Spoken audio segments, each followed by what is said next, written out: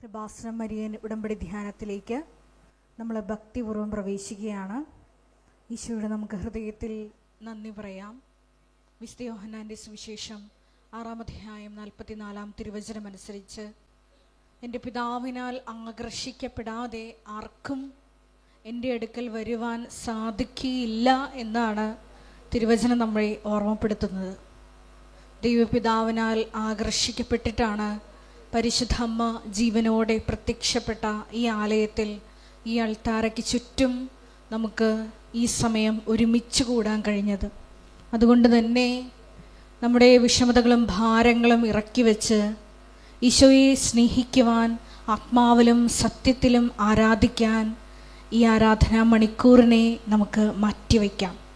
നമുക്കെല്ലാവർക്കും അറിയാവുന്നതുപോലെ 2004 ഡിസംബർ 7-ാം തീയതി ഉച്ചകഴിഞ്ഞ് 2:30 ഇതുപോലുള്ളൊരു ആരാധനാ മധ്യയാണ് സമയഘടികാരം നെഞ്ചിൽ ചാർത്തി ദൈവമാതാവ് ഈ അൾത്താരയിൽ പ്രത്യക്ഷയായിക്കൊണ്ട് ദുരന്തം ഉണ്ടാകുവാൻ പോകുന്നു, പ്രാർത്ഥിക്കണമെന്ന വലിയ സന്ദേശം കൈമാറിയത്. ജീവിതത്തിൻ്റെ വിവിധ ദുരന്ത മുഖങ്ങളിലായിരിക്കുന്ന നമ്മളോടും പരിശുദ്ധ അമ്മ പറയുന്നത് ഇപ്രകാരമാണ്: നിങ്ങൾ പ്രാർത്ഥനയിൽ തന്നെ മുറുകെ പിടിക്കുക. മരിയൻ ഉടമ്പടി എടുത്തുകൊണ്ട് ഏറ്റവും വിശ്വസ്തയോടെ 6 നിബന്ധനകൾ പാലിച്ചുകൊണ്ട് ദൈവ സ്നേഹ പ്രവർത്തനങ്ങളിലൂടെ പരിശുദ്ധ അമ്മയുടെ പ്രത്യക്ഷീകരണത്തിൻ്റെ സാക്ഷികളായി ഞങ്ങളെയും ഉയർത്തണമേ എന്ന് നമുക്കൊരു നിമിഷം മൗനമായിട്ട് പ്രാർത്ഥിക്കാം. ഒപ്പം തന്നെ ഈ ധ്യാനം നയിക്കുവാൻ പോകുന്ന കൃപാസനത്തിൻ്റെ സ്ഥാപക ഡയറക്ടറായ ബഹുമാനപ്പെട്ട VP ജോസഫ് അച്ഛനെ ഈ അൾത്താരയിൽ സമർപ്പിച്ച് പ്രാർത്ഥിക്കാം. അച്ഛൻ്റെ ആരോഗ്യത്തെ സമർപ്പിച്ച് പ്രാർത്ഥിക്കാം. ഈ ആരാധനയിലുടനീളം ഞങ്ങൾക്ക് ആവശ്യമായിട്ടുള്ള വചനങ്ങൾ അച്ഛൻ്റെ അധരങ്ങളിലൂടെ പ്രദാനം ചെയ്യപ്പെടുവാനും അത് കേൾക്കുന്ന നമ്മളിൽ ആന്തരികമായ വലിയ ചലനങ്ങളുണ്ടായി പുതിയ സൃഷ്ടികളായി രൂപാന്തരപ്പെടുവാനുമുള്ള വലിയ കൃപയ്ക്ക് വേണ്ടി ഒരു നിമിഷം നമുക്ക് മൗനമായിട്ട് പ്രാർത്ഥിക്കാം.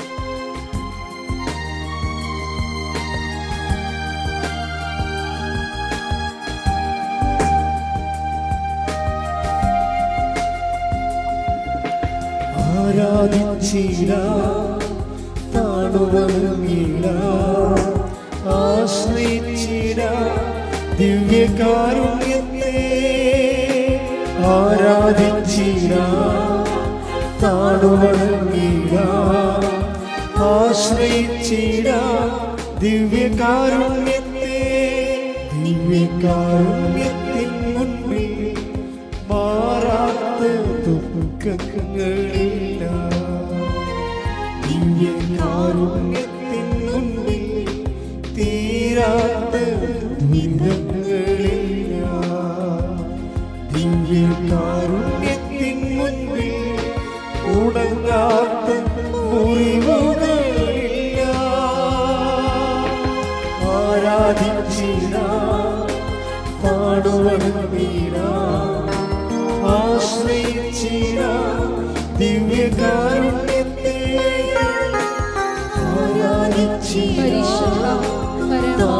ദിവ്യകാരുണ്യത്തിന് നീരവും ആരാധനയും സ്തുതിയും പരമ ദിവ്യകാരുണ്യത്തിന് നീരവും ആരാധനയും സ്തുതിയും പുകഴ്ചയും ഉണ്ടായിരിക്കട്ടെ. പരിശുദ്ധ പരമ ദിവ്യകാരുണ്യത്തിന് നീരവും ആരാധനയും സ്തുതിയും പുകഴ്ചയും ഉണ്ടായിരിക്കട്ടെ.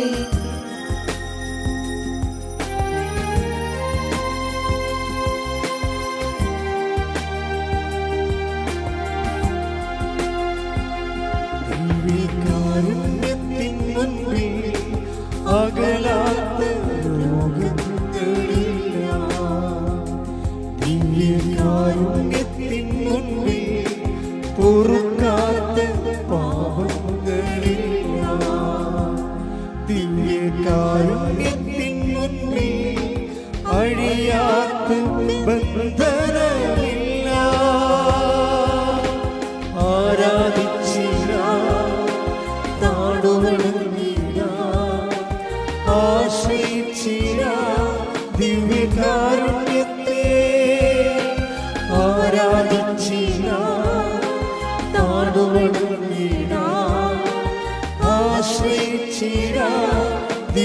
ദിവ്യകാരുണ്യത്തെ ആരാധിച്ചിടാം, താടുവണങ്ങിടാം, ആശ്രയിച്ചിടാം ദിവ്യകാരുണ്യത്തെ. പരിശുദ്ധ പരമദിവ്യകാരുണ്യത്തിന് എന്നേരവും ആരാധനയും സ്തുതിയും പുകഴ്ചയും ഉണ്ടായിരിക്കട്ടെ. പരിശുദ്ധ പരമദിവ്യകാരുണ്യത്തിന് എന്നേരവും ആരാധനയും സ്തുതിയും പുകഴ്ചയും ഉണ്ടായിരിക്കട്ടെ. പരിശുദ്ധ പരമദിവ്യകാരുണ്യത്തിന് എന്നേരവും ആരാധനയും സ്തുതിയും പുകഴ്ചയും ഉണ്ടായിരിക്കട്ടെ. അമ്മേ പരിശുദ്ധയമ്മേ, അമ്മേ പരിശുദ്ധ അമ്മേ, ദൈവമാതാവേ, ദൈവമാതാവേ, കൃപാസനത്തിലൂടെ ഞങ്ങൾക്കും ഞങ്ങളുടെ ദേശത്തിനും അമ്മ മാധ്യസ്ഥം തേടിത്തന്ന എല്ലാ അനുഗ്രഹങ്ങൾക്കും കൃപകൾക്കും ഞങ്ങളിപ്പോൾ ഹൃദയം നിറഞ്ഞ നന്ദി പറയുന്നു.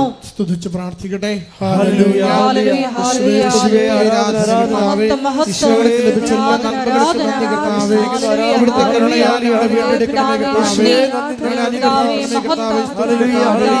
ആരാധന മഹത്വ കർത്താവേ, സ്തുതി കർത്താവേ.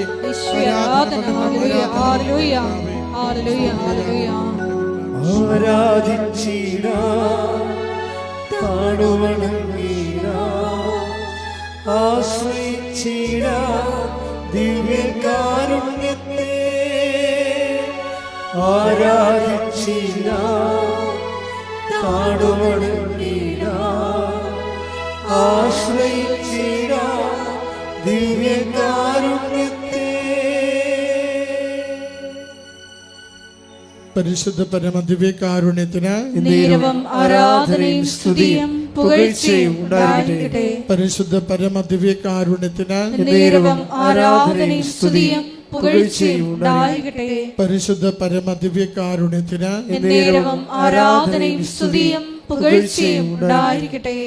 അമ്മേ പരിശുദ്ധയമ്മേ, അമ്മേ പരിശുദ്ധ അമ്മേ, ദൈവമാതാവേ, ദൈവമാതാവേ, 2004 ഡിസംബർ 7-ാം തീയതി ഉച്ചകഴിഞ്ഞ് 2:30 കൃപാസനത്തിൽ സംഭവിച്ച അമ്മയുടെ പ്രത്യക്ഷപ്പെടലിനെ കുറിച്ച് തിരുസഭയ്ക്ക് സമർപ്പിച്ചിരിക്കുന്ന പഠനരേഖകളുടെ വസ്തുനിഷ്ഠവും ദൈവശാസ്ത്ര വിധിപ്രകാരമുള്ളതുമായ അന്വേഷണ പഠനങ്ങൾ നടത്തി ആ പ്രത്യക്ഷപ്പെടലിലൂടെ പ്രകടമായ ദൈവമാതാവിന്റെ പ്രത്യേക കരുതലും സംരക്ഷണവും വെളിപ്പെടുത്തുന്ന പീഡിതരുടെ ആശ്വാസവും പ്രവാചകന്മാരുടെ രാജ്ഞിയും വാഗ്ദാനത്തിന്റെ പേടകവും പ്രപഞ്ച പ്രകൃതിയുടെ മാതാവുമായ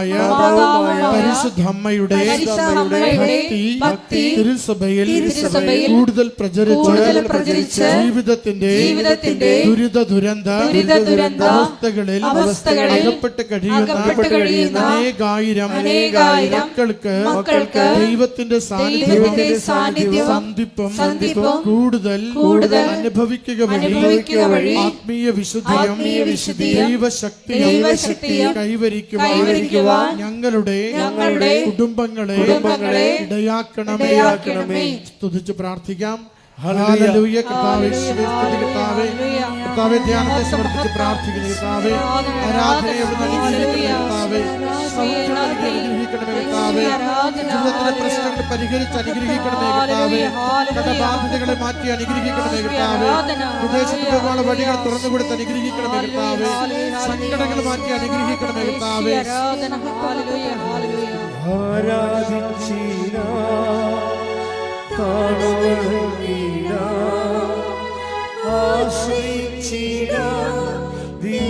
ദിവ്യകാരുണ്യത്തെ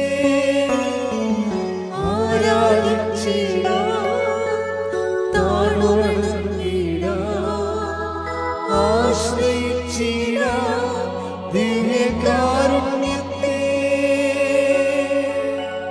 പരിശുദ്ധ പരമദിവ്യകാരുണ്യത്തിന് നേരവും ആരാധനയും സ്തുതിയും പുകഴ്ചയും ഉണ്ടായിരിക്കട്ടെ. പരിശുദ്ധ പരമദിവ്യകാരുണ്യത്തിന് നേരവും ആരാധനയും സ്തുതിയും പുകഴ്ചയും ഉണ്ടായിരിക്കട്ടെ. പരിശുദ്ധ പരമ ദിവ്യകാരുണ്യത്തിന് നേരവും ആരാധനയും സ്തുതിയും പുകഴ്ചയും ഉണ്ടായിരിക്കട്ടെ. അമ്മേ പരിശുദ്ധ അമ്മേ, അമ്മേ പരിശുദ്ധ അമ്മേ, ഭൂസ്വർലോകങ്ങളുടെ രാജ്ഞിയായ അങ്ങയ്ക്ക് ഭൗമസംരക്ഷണത്തിനായി പ്രപഞ്ചപ്രകൃതിയെ തന്നെ തിരുസഭ പ്രതിഷ്ഠിക്കുവാൻ ഈ പ്രത്യക്ഷീകരണം വഴി ഇടയാക്കണമേ. പരിശുദ്ധ അമ്മേ, ജപമാല മാതാവേ, സകല കൃപാസനം പ്രാർത്ഥനകളോടും ചേർത്ത് ഞങ്ങളിപ്പോൾ പ്രാർത്ഥിക്കുന്ന ഈ സമൂഹത്തിന്റെ പ്രത്യേക നിയോഗവും നമ്മുടെ എല്ലാ അപേക്ഷകളെയും പ്രാർത്ഥനകളെയും ആവശ്യങ്ങളെയും കൃപാസന മാതാവിന്റെ തിരുനടയിൽ പൂർണ്ണമായ ശരണത്തോടുകൂടി ഈ നിമിഷങ്ങളിൽ സമർപ്പിക്കാം.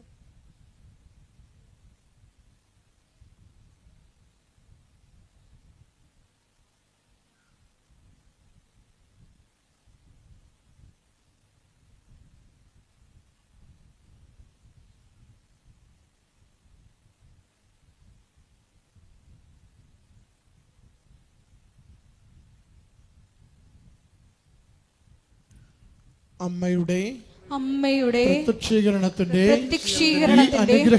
ഈ അനുഗ്രഹവേളയിൽ ഞങ്ങൾക്ക് സാധിച്ചു തരുവാൻ കനിയണമേ. ആമേൻ. സ്തുതിച്ച് പ്രാർത്ഥിക്കട്ടെ. ഹല്ലേലൂയ. സമർപ്പിച്ച് പ്രാർത്ഥിക്കുന്നു. സന്ദേശങ്ങളാൽ അവിടെ അനുഗ്രഹിക്കണമേ. സൗഖ്യപ്പെടുത്തുന്ന സന്ദേശങ്ങൾ നൽകണമേ. സാന്ത്വനപ്പെടുത്തുന്ന സന്ദേശങ്ങൾ നൽകണമേ. വഴിതെളിക്കുന്ന സന്ദേശങ്ങൾ നൽകണമേ. ഉടമ്പടിയിൽ വിശ്വസ്ത ജീവിക്കുവാനാണ് സഹായിക്കണമേ. ഹല്ലേലൂയ. കർത്താവേ, ആരാധന കർത്താവേ, മഹത്വം സ്തുതി കർത്താവേ, ആരാധന.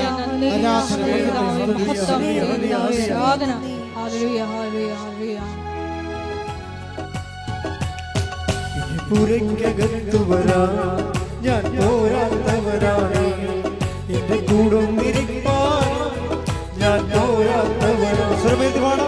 എന്റെ പുരയ്ക്കകത്തു വരാൻ ഞാൻ പോരാത്തവരാണ്, എന്റെ കൂടുന്നിരിക്കാൻ ഞാൻ പോരാത്തവരാണ്. ഒരു വാക്കു മതി എനിക്കതു മതിയേ, ഒരു വാക്കു മതി എനിക്കതു മതിയേ, ഒരു വാക്കു മതി എനിക്കതു മതിയേ, ഒരു വാക്കു മതി എനിക്കതു മതിയേ.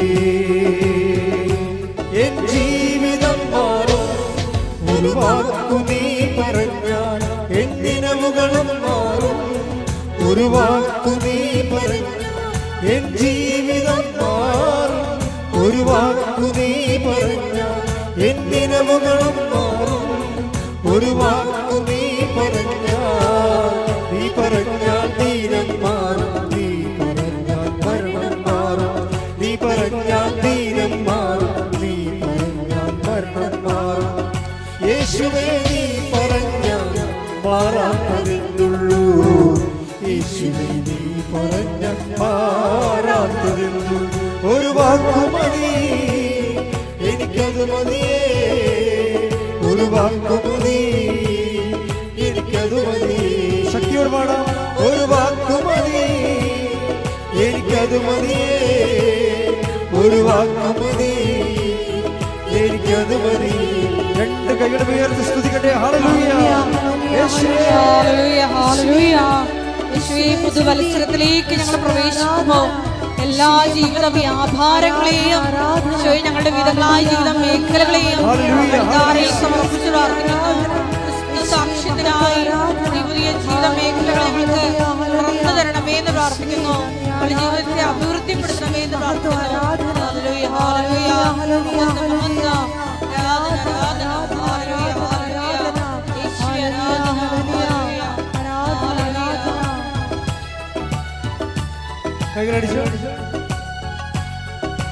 എനിക്ക് പുകഴാനാരും ഈ ഭൂമിയിലില്ലേ, യേശുവിനെ പോൽ ശ്രേഷ്ഠൻ വേറാരുമില്ലേ. എനിക്ക് പുകഴാനാരും ഈ ഭൂമിയിലില്ലേ, യേശുവിനെ പോൽ ശ്രേഷ്ഠൻ വേറാരുമില്ലേ. എനിക്ക് പുകഴാനാരും ഈ ഭൂമിയിലില്ലേ, യേശുവിനെപ്പോൾ ശ്രേഷ്ഠൻ വേറാരുമില്ലേ. എൻ നിരാശകൾ മാറും ഒരു വാക്കു നീ പറഞ്ഞ, എൻ പിഴവുകളും മാറും ഒരു വാക്കു നീ പറഞ്ഞ, എൻ നിരാശകൾ മാറും ഒരു വാക്കു നീ പറഞ്ഞ, എൻ പിഴവുകളും മാറും ഒരു വാക്കു നീ പറഞ്ഞ. നീ പറഞ്ഞ പാപം മാറും, നീ പറഞ്ഞ ശാപം മാറും. നീ പറഞ്ഞ പാപം മാറും, നീ പറഞ്ഞ ശാപം മാറും. യേശുവേ നീ പറഞ്ഞ മാറാത്തതെന്തുള്ളൂ. യേശുവേ നീ പറഞ്ഞ ഉയർത്തി ഒരു വാക്ക് മതി, എനിക്കത് മതിയേ. ഒരു വാക്ക് മതി, എനിക്കത് മതിയേ. ശക്തിയോടെ ഒരു വാക്ക് മതി, എനിക്കത് മതിയേ. ഒരു വാക്ക് മതി, എനിക്കത് മതിയേ. പരിശുദ്ധ പരമദിവ്യകാരുണ്യത്തിന് നേരവും ആരാധനയും സ്തുതിയും പുകഴ്ചയും ഉണ്ടായിരിക്കട്ടെ. പരിശുദ്ധ പരമദിവ്യകാരുണ്യത്തിന് നേരവും ആരാധനയും സ്തുതിയും പുകഴ്ചയും ഉണ്ടായിരിക്കട്ടെ. അപ്പോൾ നിങ്ങളുടെ എന്ത് പറയണം, ഇനി തുടങ്ങണം, എന്ത് പറയണമെന്നല്ല, എന്ത് പറഞ്ഞ് തുടങ്ങണം എന്ന് ഞാൻ കർത്താവിനോട് ചോദിച്ചപ്പോഴാണ് ജയേഷ് ബ്രദർ ഒരു പാട്ട് പാടിയത്. എന്ത് പാട്ടാണ് പാടിയത്? എന്ത് പാട്ടാണ് പാടിയത് ഇപ്പം? ഒരു വാക്ക് മതി. അത് ലുക്കായുടെ സുവിശേഷമാണ്, 7-ാം അധ്യായം 7-ാമത്തെ വാക്യം. വായിച്ചോളൂ. ശ്രുതികട ഹല്ലേലൂയ. Hallelujah, hallelujah, hallelujah. യേശുവേ നന്ദി, ഹല്ലേലൂയ, സ്തോത്രം. ലൂക്ക 7:7. അങ്ങയെ നേരിട്ട് സമീപിക്കാൻ പോലും എനിക്ക് യോഗ്യതയില്ല എന്ന് ഞാൻ വിചാരിച്ചു. അങ്ങയെ നേരിട്ട് സമീപിക്കാൻ പോലും എനിക്ക് യോഗ്യതയില്ല എന്ന് ഞാൻ വിചാരിച്ചു. അതാര് പറയണതാണ്? ഒരു ശതാധിപനായ, അതായത് ഒരു സർക്കിൾ ഇൻസ്പെക്ടർ പറയണതാണ്. ശതാധിപൻ എന്നൊക്കെ പറഞ്ഞാൽ എനിക്ക് മനസ്സിലാകത്തില്ല. സർക്കിൾ ഇൻസ്പെക്ടർ എന്ന് വെച്ച് കഴിഞ്ഞാൽ 100 പോലീസുകാരുടെയൊക്കെ അധിപനായിട്ടുള്ള ആളാണ് സർക്കിള്, അല്ലേ? SI, സബ് ഇൻസ്പെക്ടറുണ്ട്, സർക്കിൾ ഇൻസ്പെക്ടറുണ്ട്. അപ്പോൾ റോമിലുള്ള ഒരു സർക്കിൾ ഇൻസ്പെക്ടർ പറയണതാണ്, ഈശ്വരനെ കാണാൻ വന്നപ്പോൾ പറഞ്ഞാണ്, 100 പട്ടാളക്കാരുടെ അധിപനാണ് ശതാധിപൻ. അപ്പോൾ അദ്ദേഹം എന്താ പറഞ്ഞത്? എൻ്റെ ഭൃത്യൻ രോഗം ബാധിച്ച് കിടപ്പിലാണ്, അങ്ങയെ നേരിട്ട് സമീപിക്കാൻ പോലും എനിക്ക് യോഗ്യതയില്ലെന്ന് ഞാൻ കരുതി. വായിച്ച് വാക്ക് ഞാൻ വിചാരിച്ചു. ഞാൻ വിചാരിച്ചു അങ്ങ് ഒരു വാക്കുച്ചരിച്ചാൽ മാത്രം മതി, അങ്ങൊരു വാക്കുച്ചരിച്ചാൽ മാത്രം മതി, എന്റെ ഭൃത്യൻ സുഖപ്പെട്ടുകൊള്ളും. കാരണം ഞാനും അധികാരത്തിന് കീഴ്പ്പെട്ടവനാണ്. എന്റെ കീഴിലും പടയാളികൾ ഉണ്ട്. ഞാൻ ഒരുവനോട് പോവുക എന്ന് പറയുമ്പോൾ അവൻ പോകുന്നു. വേറൊരുവനോട് വരിക എന്ന് പറയുമ്പോൾ അവൻ വരുന്നു. എന്റെ ദാസനോട് ഇത് ചെയ്യുക എന്ന് പറയുമ്പോൾ അവൻ ചെയ്യുന്നു. ഇതിൻ്റെ ഒരു വിഷയം എന്ന് പറഞ്ഞാൽ, ഇത് നമ്മളുടെ ഉടമ്പടിക്ക് എതിരാണ് ഈ പാട്ട്. കുറേ കാലം കഴിയുമ്പോഴാണല്ലോ ഇങ്ങനെ പതുക്കെയാണല്ലേ വെളിപാടുകൾ ഇങ്ങനെ ഉണ്ട്. ഉടമ്പടി എന്ന് പറയുന്ന ദൈവികമായ പദ്ധതിക്ക് ഈ പാട്ട് എതിരാണ്. എങ്ങനെയാണ് എതിരാകണത്? ഉടമ്പടി വാക്കുകൊണ്ടല്ല ഉടമ്പടി ആക്ടിവേറ്റ് ആകണത്. എങ്ങനെയാണ്? അവൻ പറയണത് പോലെ ചെയ്തുകൊണ്ടാണ്. അതാണ് വിഷയം. നേരെ ഓപ്പോസിറ്റാണ്. പ്രൊട്ടസ്റ്റന്റ് തിയോളജിയിലാണ് അവരാണിത് കൂടുതൽ ഉപയോഗിക്കുന്നത്. കാര്യം അവർക്ക് ബൈബിൾ എലോൺ സഫിക്സ് അല്ലെങ്കിൽ ഫെയ്ത്ത് എലോൺ, വിശ്വാസം മാത്രം മതി എന്ന് പറയുന്നവരാണ് അവരെ. കത്തോലിക്കൻ പറയും, കത്തോലിക്കത്തിന് എന്താ അപ്പോസ്തലിക സഭയിലുള്ളവരെന്താ പറയണത്? പാരമ്പര്യ അപ്പോസ്തലിക സഭയിലുള്ളവരെന്താ പറയണത്? വാക്ക് മാത്രം പോരാ, പിന്നെ പ്രവൃത്തിയും വേണം. അതാണ് വിഷയം. വിശ്വാസത്തിന് കർത്താവിനൊരു വാക്ക് മതി, പക്ഷെ നമുക്കൊരു വാക്ക് പോരാ. മനസ്സിലായില്ലേ? നമുക്കെന്ത് വേണം? പ്രവൃത്തിയും വേണം. എങ്ങനെ വേണം? അവൻ എല്ലാം നിങ്ങൾ സാക്ഷ്യങ്ങൾ നോക്കിയാൽ മനസ്സിലാവും. സാക്ഷ്യങ്ങൾ കേൾക്കുമ്പോൾ നിങ്ങൾക്ക് മനസ്സിലാകും ഓരോരുത്തരും ഉടമ്പടി ഫയറാക്കുന്നത് എങ്ങനെയാണ്? അവൻ പറയണ പോലെ ചെയ്താൽ പോലും നമുക്ക് ഉടമ്പടി മേജർ ഡ്യൂട്ടി ചെയ്യത്തില്ല, മൈനർ ഡ്യൂട്ടിയൊക്കെ ചെയ്യും. മേജർ ഡ്യൂട്ടി ചെയ്യണമെങ്കിൽ ഇപ്പോൾ മേജർ ഡ്യൂട്ടി എന്ന് പറഞ്ഞാൽ കോംപ്ലിക്കേറ്റഡ് പ്രോബ്ലംസ് അല്ലേ, ലൈഫിൽ വരുന്ന കോംപ്ലിക്കേറ്റഡ് പ്രോബ്ലംസ് അല്ലേ, അത് അവൻ പറയണ പോലെ ചെയ്താലും ചില കോംപ്ലിക്കേറ്റഡ് പ്രോബ്ലംസ് അത് തരണം ചെയ്യാൻ പറ്റത്തില്ല. എന്താ കാരണം? അതിന് അവൻ പറയണത് പോലെ ചെയ്താലും പറ്റത്തില്ല. ചിലത് എന്ത് ചെയ്യണം? വിശേഷ വിധിയായി ചെയ്യണം. മത്തായി ശ്രീഹാട് സുവിശേഷം 5:47. സഹോദരങ്ങളെ മാത്രമേ. അതാണ് അവൻ പറയണതാണ്. സഹോദരൻ നിങ്ങളെ സ്നേഹിക്കാൻ, പരസ്പരം സ്നേഹിക്കാൻ പറയണത് എന്താണ്? പരസ്പരം സ്നേഹിക്കാൻ പറഞ്ഞ അവൻ പറയണതല്ലേ. പക്ഷെ സഹോദരങ്ങളെ മാത്രമേ പറഞ്ഞേ, സഹോദരങ്ങളെ മാത്രമേ നിങ്ങൾ അഭിവാദനം ചെയ്യുന്നുള്ളൂവെങ്കിൽ, നിങ്ങൾ അഭിവാദനം ചെയ്യുന്നുണ്ടെങ്കിൽ വിശേഷവിധിയായി എന്താണ് നിങ്ങൾ ചെയ്യുന്നത്? വിജാതീയരും അത് തന്നെ ചെയ്യുന്നില്ലേ? അപ്പോഴേ യേശുവിനെ അറിയാത്തവരും അറിഞ്ഞവരും തമ്മിലുള്ള വിശ്വാസത്തിൻ്റെ ഗ്രാവിറ്റി പ്രത്യേകം തൂക്കി നോക്കുന്നുണ്ട് ബൈബിള്. അതാണ് ഈ നോൺ ക്രിസ്ത്യൻസിൻ്റെ സാക്ഷ്യങ്ങൾ, ക്രിസ്ത്യൻ സാക്ഷ്യങ്ങൾ വ്യത്യാസം വരണം. കാര്യം നോൺ ക്രിസ്ത്യൻസ് എന്ന് പറയുന്നവർ അവർ ഒത്തിരി കാര്യങ്ങൾ ഭംഗിയായിട്ട് ചെയ്യുന്നുണ്ട്, അവർക്ക് അടയാളം കിട്ടുന്നുണ്ടെങ്കിലും ക്രിസ്ത്യൻസ് അത് ഫോളോ ചെയ്യരുതൊരിക്കലും. കാര്യം നിങ്ങളിൽ നിന്ന് അതല്ല പ്രതീക്ഷിക്കുന്നത്, വിശേഷ വിധിയായിട്ടാണ് പ്രതീക്ഷിക്കുന്നത്. ഇത് നിങ്ങൾ കാത്തലിക്സും ക്രിസ്ത്യൻസും കാര്യം മറ്റുള്ള സഹോദരങ്ങളെ അവർ യേശുവെന്ന് ഒന്ന് വിളിച്ചാൽ മതിയാകും, ചിലപ്പോൾ അവർക്കത് ആക്ടിവേറ്റായി കിട്ടും, അനുഗ്രഹം. പക്ഷേ ക്രിസ്ത്യൻസിന് കിട്ടത്തില്ല. അതെന്താ കാര്യം? അതാണ് ആ ചോദ്യം ഒന്നൊരു വായിച്ചത്. സഹോദരങ്ങളെ മാത്രമേ പറഞ്ഞേ, സഹോദരങ്ങളെ മാത്രമേ നിങ്ങൾ അഭിവാദനം ചെയ്യുന്നുള്ളൂവെങ്കിൽ, വിശേഷവിധിയായി എന്താണ് നിങ്ങൾ ചെയ്യുന്നത്? അപ്പൊ ക്രിസ്ത്യൻസ് എന്താ ചെയ്യേണ്ടത്? സാധാരണ ചെയ്യണ പോലെ ചെയ്താൽ ഇത് വർക്കൗട്ട് ചെയ്യത്തില്ല. എന്ത് ചെയ്യണം? വിശേഷ വിധിയായി ചെയ്യണം. എന്താ കാര്യം? അടുത്ത ചോദ്യം നോക്കിയേ. വിജാതീയരും അത് തന്നെ ചെയ്യുന്നില്ലേ? എന്താണ്? അതായത് സഹോദരങ്ങളെ മാത്രമേ, അതായത് അതിൻ്റെ മിനിമം സാറ്റിസ്ഫാക്ഷൻ, ഒരു വചനത്തിൻ്റെ മിനിമം കാര്യങ്ങൾ മാത്രം ചെയ്താലേ അക്രൈസ്തവർക്ക് ഇത് ഓക്കെ ആകും. പക്ഷേ ക്രൈസ്തവർക്ക് ഇത് ഓക്കെ ആകത്തില്ല. അവരെന്ത് ചെയ്യണം? അവർ വിശേഷ വിധിയായി ചെയ്യണം, എക്സ്ട്രാ ചെയ്യണം.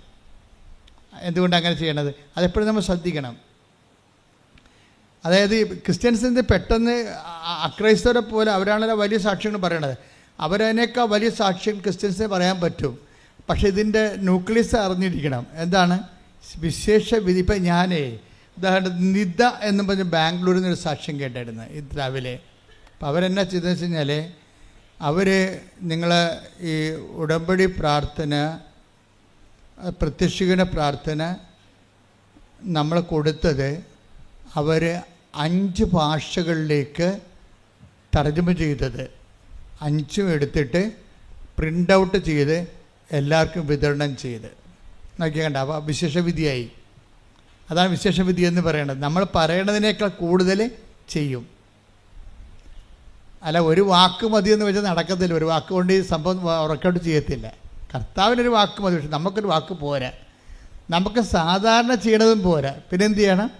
വിശേഷ വിധിയായി ചെയ്യണം. ഇപ്പം വേറെ ഷിജിനി എന്ന് പറഞ്ഞ സഹോദര സാക്ഷ്യം കേട്ടോ, ഷിജിനി. ഇപ്പം ഇവരെല്ലാം ചെയ്യുന്നത് വിശേഷ വിധിയാണ് ചെയ്യണത്. അതായത് ചെയ്യുന്നതിനാണ് പ്രാധാന്യം, ചൊല്ലുന്നതിനേക്കാൾ. ഉടമ്പടിയിൽ എല്ലാ വിഷയങ്ങൾക്കും സമാധാനം ഉണ്ടാകുന്നതിൻ്റെ പ്രധാനപ്പെട്ട കാരണം നമ്മൾ ചൊല്ലുന്നതിനേക്കാളും ചെയ്യുന്നതിനാണ് അവിടെ പ്രാധാന്യം. ചെയ്താലും പറ്റത്തില്ല, പിന്നെ എന്ത് ചെയ്യണം? വിശേഷ വിധിയായി ചെയ്യണം. പ്രാർത്ഥിക്കുക. കർത്താവായ ദൈവമേ, എൻ്റെ പ്രേക്ഷിത പ്രവർത്തനങ്ങളെ, സുവിശേഷ വേലയെ ത്യാഗം സഹിച്ചുകൊണ്ട് ചെയ്യുവാൻ എന്നെ സഹായിക്കണമേ. ഇപ്പം ഷിജിനി എന്ന് പറഞ്ഞ മോള് ഒരു അക്രൈസ്തവ സഹോദരിയാണ്. അവളെന്നാ ചെയ്യണത്? അവൾ ചെയ്യണത് പത്രം കൊടുക്കുമ്പോൾ കൃപാസനത്തിൻ്റെ ഒരു ഉപ്പും പൊതിഞ്ഞു കൊടുക്കും. ഇത് വല്ലവരും ഇവിടുന്ന് വല്ലവരും പറഞ്ഞതാണോ? അല്ല, ഒന്നും പറഞ്ഞതല്ല. അവർ സ്വന്തമായിട്ട് ചെയ്യണതാണ്, വിശേഷ വിധിയായി ചെയ്യാൻ. അവർ പക്ഷേ ക്രിസ്ത്യനല്ല, അക്രൈസ്തവ സഹോദരിയാണ്. ഷിജിനി. അവർ ചെയ്യണത് എന്താണ്? അവർ പത്രം ചുമ്മാ കൊണ്ടേ കൊടുക്കുകയല്ല, എവിടെയെങ്കിലും വെച്ച് ഓടിക്കളയുകയല്ല, അല്ലെങ്കിൽ പപ്പാടുത്ത് കൊടുത്തിട്ട് ആൾക്കാരെ കൊണ്ട് കൊടുപ്പിക്കുകയല്ല ചെയ്യണത്. അവർ തന്നെ കൊടുക്കുമ്പോൾ അതിൻ്റെ കൂടെ വെഞ്ചരിച്ച് ഇത്തിരി ഉപ്പം പൊതിഞ്ഞ് കൊടുക്കും. എന്നിട്ട് എന്ത് പറയും? മാതാവിനെക്കുറിച്ച് അവരോട് സംസാരിക്കും. ഞാൻ എല്ലാവരോടും മാതാവിനെക്കുറിച്ച് സംസാരിക്കുമെന്ന്. അപ്പം ഞാൻ 2 താത്താമാരൊക്കെ ഉണ്ട്, മുസ്ലിം താത്താമാരൊക്കെ ഉണ്ട്. ഞാൻ താത്തായോട് പറഞ്ഞു, നിങ്ങളുടെ പ്രശ്നങ്ങളെല്ലാം തീരും, മാതാവിൻ്റെ അടുത്ത് വന്നാൽ മതി. അപ്പോൾ 2 താത്തായും കൂട്ടിക്കൊണ്ട് ഈ ഷിജിനി ഇവിടെ വരും. അപ്പോൾ ഒരു താത്തയുടെ കാര്യം അപ്പം തന്നെ മാതാവ് ആ ആഴ്ച തന്നെ സെറ്റ് ചെയ്യും. അപ്പോൾ നോക്കിയേ, ഹിന്ദുസ് മുസ്ലിംസിനെയും കൂട്ടിക്കൊണ്ട് വരികയാണ്. എവിടെ? ഉടമ്പടിക്ക്. അപ്പോൾ കത്തോലിക്കൽ എന്ത് ചെയ്യും? കത്തോലിക്ക് എഴുന്നേറ്റ് വരുമ്പോഴത്തേനും 9 മണിയാവും. അതാണ് പ്രശ്നം. അത് പ്രശ്നമാണ്. അതാണ് വിശേഷം. ഒരു വാക്കുകൊണ്ട് ഈ സംഭവം നിൽക്കത്തില്ലെന്ന് പറയാൻ കാര്യം. നിങ്ങൾ സാക്ഷ്യം പറയുന്നവർ എന്ത് ചെയ്തെന്ന് നോക്കണം. സാക്ഷ്യം പറയുന്നവർ എന്താണ് അവർ തീഷ്ണമായ സ്നേഹത്തോടെയാണ് ഇത് ചെയ്യണത്. ഞാൻ എപ്പോഴും എനിക്ക് തോന്നിയിട്ടുള്ള കാര്യം വെച്ച് കഴിഞ്ഞാൽ, ഈ വിശ്വാസം കഴിഞ്ഞ ദിവസങ്ങളിൽ ഇന്നലെ ശ്രുതികട്ടെ മക്കളെ, ശ്രുതികട്ടെ. സാക്ഷ്യങ്ങളിലൂടെ സംസാരിക്കുന്നത് നന്ദി പറയുന്നു.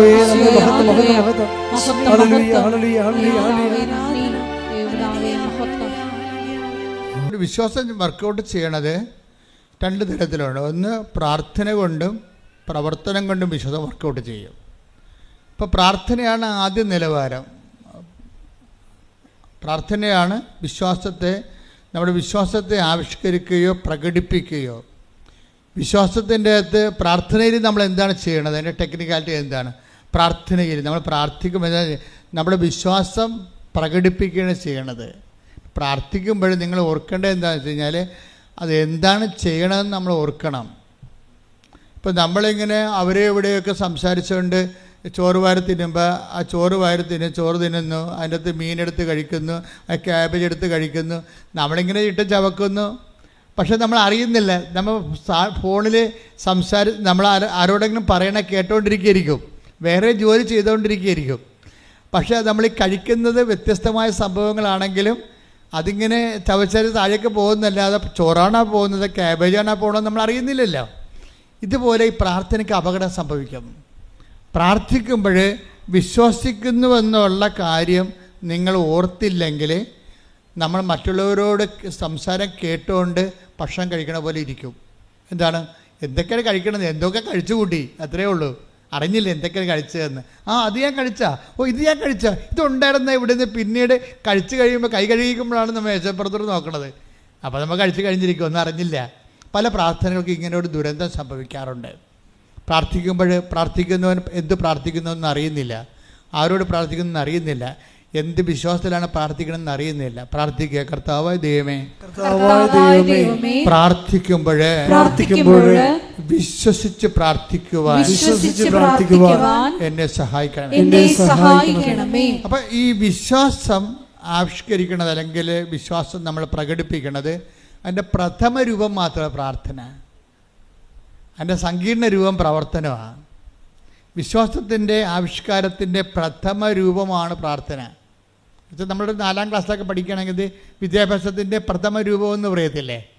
വിദ്യാഭ്യാസത്തിൻ്റെ പ്രഥമ രൂപം. കുറച്ച് കണക്ക് കൂട്ടി എഴുതാൻ പഠിക്കും അല്ലേ, കുറച്ച് ഇംഗ്ലീഷ് കൂട്ടി 2-4 അക്ഷരം 5 അക്ഷരം ഒരു വാക്കായിട്ട് പഠിക്കാൻ പറ്റും. അപ്പോൾ വിശ്വാസത്തിൻ്റെ പ്രഥമ രൂപമാണ് പ്രാർത്ഥന, അതിൻ്റെ പൂർണ്ണ രൂപമല്ല. വിശ്വാസത്തിൻ്റെ പൂർണ്ണ രൂപം എന്ന് പറയണത്, വിശ്വാസത്തിൻ്റെ പ്രഥമ രൂപമാണ് പലരും ചെയ്യണത്. അതുകൊണ്ടാണ് നിങ്ങൾ എപ്പോഴും ഗതി പിടിക്കാതെ കിടക്കണതിൻ്റെ കാരണം അതാണ്. വിശ്വാസത്തിൻ്റെ പൂർണ്ണ രൂപം എന്ന് പറഞ്ഞാൽ എന്താണ്? അതിൽ പ്രഖ്യാപനമുണ്ട്, പിന്നെന്താണ്? പ്രയോഗമുണ്ട്. പ്രഖ്യാപനം എന്ന് പറയുമ്പോൾ എപ്പോഴും ഞാൻ ഇടയ്ക്ക് പറയുന്നത്, ചില ഉടമ്പടി ധ്യാനം കൂടുന്നവർ ഏത് പാർട്ട് കൂടിയിട്ടുണ്ടെന്ന് നമുക്കറിയത്തില്ലല്ലോ. ഉടമ്പടി ധ്യാനം 10 1000 ഉണ്ട്. ഇപ്പോഴ് 1000 ഉടമ്പടി ധ്യാനങ്ങളുണ്ട് യൂട്യൂബിൽ. അതിൽ ഏതാണ് നിങ്ങൾ കൂടിയെന്ന് അറിയത്തില്ല. അതുകൊണ്ട് ഞാനെപ്പോഴും ചെയ്യണമെന്ന് വെച്ചാൽ പഴയത് ഞാൻ ആവർത്തിക്കും, പിന്നെ ആവർത്തിക്കും. എന്താ ആവർത്തിക്കണത്? നിങ്ങൾക്ക് പുതിയ ആൾക്കാർക്ക്, പുതിയ തലമുറയല്ലേ നിങ്ങൾ, ഉടമ്പടിയുടെ പുതിയ ഓരോ ദിവസവും ഓരോ പുതിയ, ഇപ്പോൾ ഇന്നലെ 500 പേര് പുതിയതായിട്ട് ഉടമ്പടി എടുത്തു. ഇന്നലെ ഒറ്റ ദിവസം 500 പേര് ഉടമ്പടി എടുത്തു. അപ്പോൾ പുതിയ തലമുറയാണ്. അപ്പോൾ എന്ത് ചെയ്യും? ഇവർക്ക് പുതിയ ആൾക്കാർക്ക് പഴയ കാര്യങ്ങൾ അറിയത്തില്ല പലർക്കും. അപ്പോൾ പുതിയ ആൾക്കാർക്ക് പഴയ കാര്യങ്ങൾ അറിയണമെന്നുണ്ടെങ്കിൽ ഈ ധ്യാനം കൂടുമ്പോഴല്ലേ അറിയാൻ പറ്റത്തുള്ളൂ. പറയാൻ പറ്റുമ്പോൾ എപ്പോഴും നമ്മൾ ശ്രദ്ധിക്കേണ്ടത് വിശ്വാസത്തിൻ്റെ പ്രഥമ രൂപമാണ് പ്രാർത്ഥന. അപ്പോൾ വെച്ചാൽ നമ്മുടെ ഒരു 4ാം ക്ലാസ് പഠിപ്പാണ് ഉള്ളത്. അതിൻ്റെ നിങ്ങൾക്ക് പ്രാർത്ഥിക്കുക മാത്രം ചെയ്യണമെങ്കിൽ ആത്മീയ വിദ്യാലയത്തിൽ നിങ്ങൾ 4ാം ക്ലാസ്സുകാരെത്തിയാണ്. അത്രേ ഉള്ളൂ. ഇപ്പോൾ പഠിയിട്ടില്ലേ ഏത് ക്ലാസ്സിലാണ് ഇരിക്കണമെന്ന് മനസ്സിലായില്ലേ? ഏത് ക്ലാസ്സിലാണ് ഇരിക്കണമെന്ന് മനസ്സിലായില്ലേ? നിങ്ങളെ പ്രാർത്ഥിക്കുക മാത്രമാണ് ചെയ്യണമെങ്കിൽ വിശ്വാസത്തിൻ്റെ പ്രഥമ രൂപം മാത്രമാണ് പ്രാർത്ഥന. അപ്പം അങ്ങനെയാണെങ്കിൽ നിങ്ങൾ എന്താ ചെയ്യണത്? നിങ്ങൾ വിശ്വാസത്തിൻ്റെ സാക്ഷരതയിൽ 4ാം ക്ലാസ്സിലാണ്. 4ാം ക്ലാസ്സുകാർക്ക് 4ാം ക്ലാസ്സുകാരുടെ പണി കിട്ടും, അത്രേ ഉള്ളൂ. വലിയ പണിയൊന്നും ചെയ്യാൻ പറ്റത്തില്ല. കാര്യം 4ാം ക്ലാസ് നിങ്ങൾ പ്രാർത്ഥന മാത്രമാണെന്നുണ്ടെങ്കിൽ അതൊരു ആ 4ാം ക്ലാസ്സുകാരത്തിയാണ്. 4ാം ക്ലാസ്സുകാരനാണെങ്കിൽ നിങ്ങളുടെ ആ കാര്യം മാത്രം ചെയ്താൽ മതി. ആ ഒരു സ്കെയിൽ മാത്രമുള്ള റെമ്യൂണറേഷനൊക്കെ കിട്ടത്തുള്ളൂ നമുക്ക്. അപ്പം ഇതിനെക്കുറിച്ചൊരു ഐഡിയ ഉണ്ടാകണം. പിന്നെ എന്ത് ചെയ്യണം? നമ്മൾ വിശ്വാസത്തിൻ്റെ പ്രഥമ പാഠങ്ങൾ പിന്നിട്ട് പക്വതയിലേക്ക് വളരണം. Take the word of God. ശ്രദ്ധിക്കട്ടെ. Hallelujah, hallelujah, hallelujah, hallelujah. യേശുവേ നന്ദി. Hallelujah, hallelujah. യേശുവേ ആരാധന, ആരാധന, ആരാധന. യേശുവേ നന്ദി. മഹത്വം, മഹത്വം, മഹത്വം. ഹെബ്രായർ 6:1. ഹെബ്രായർ 6:1.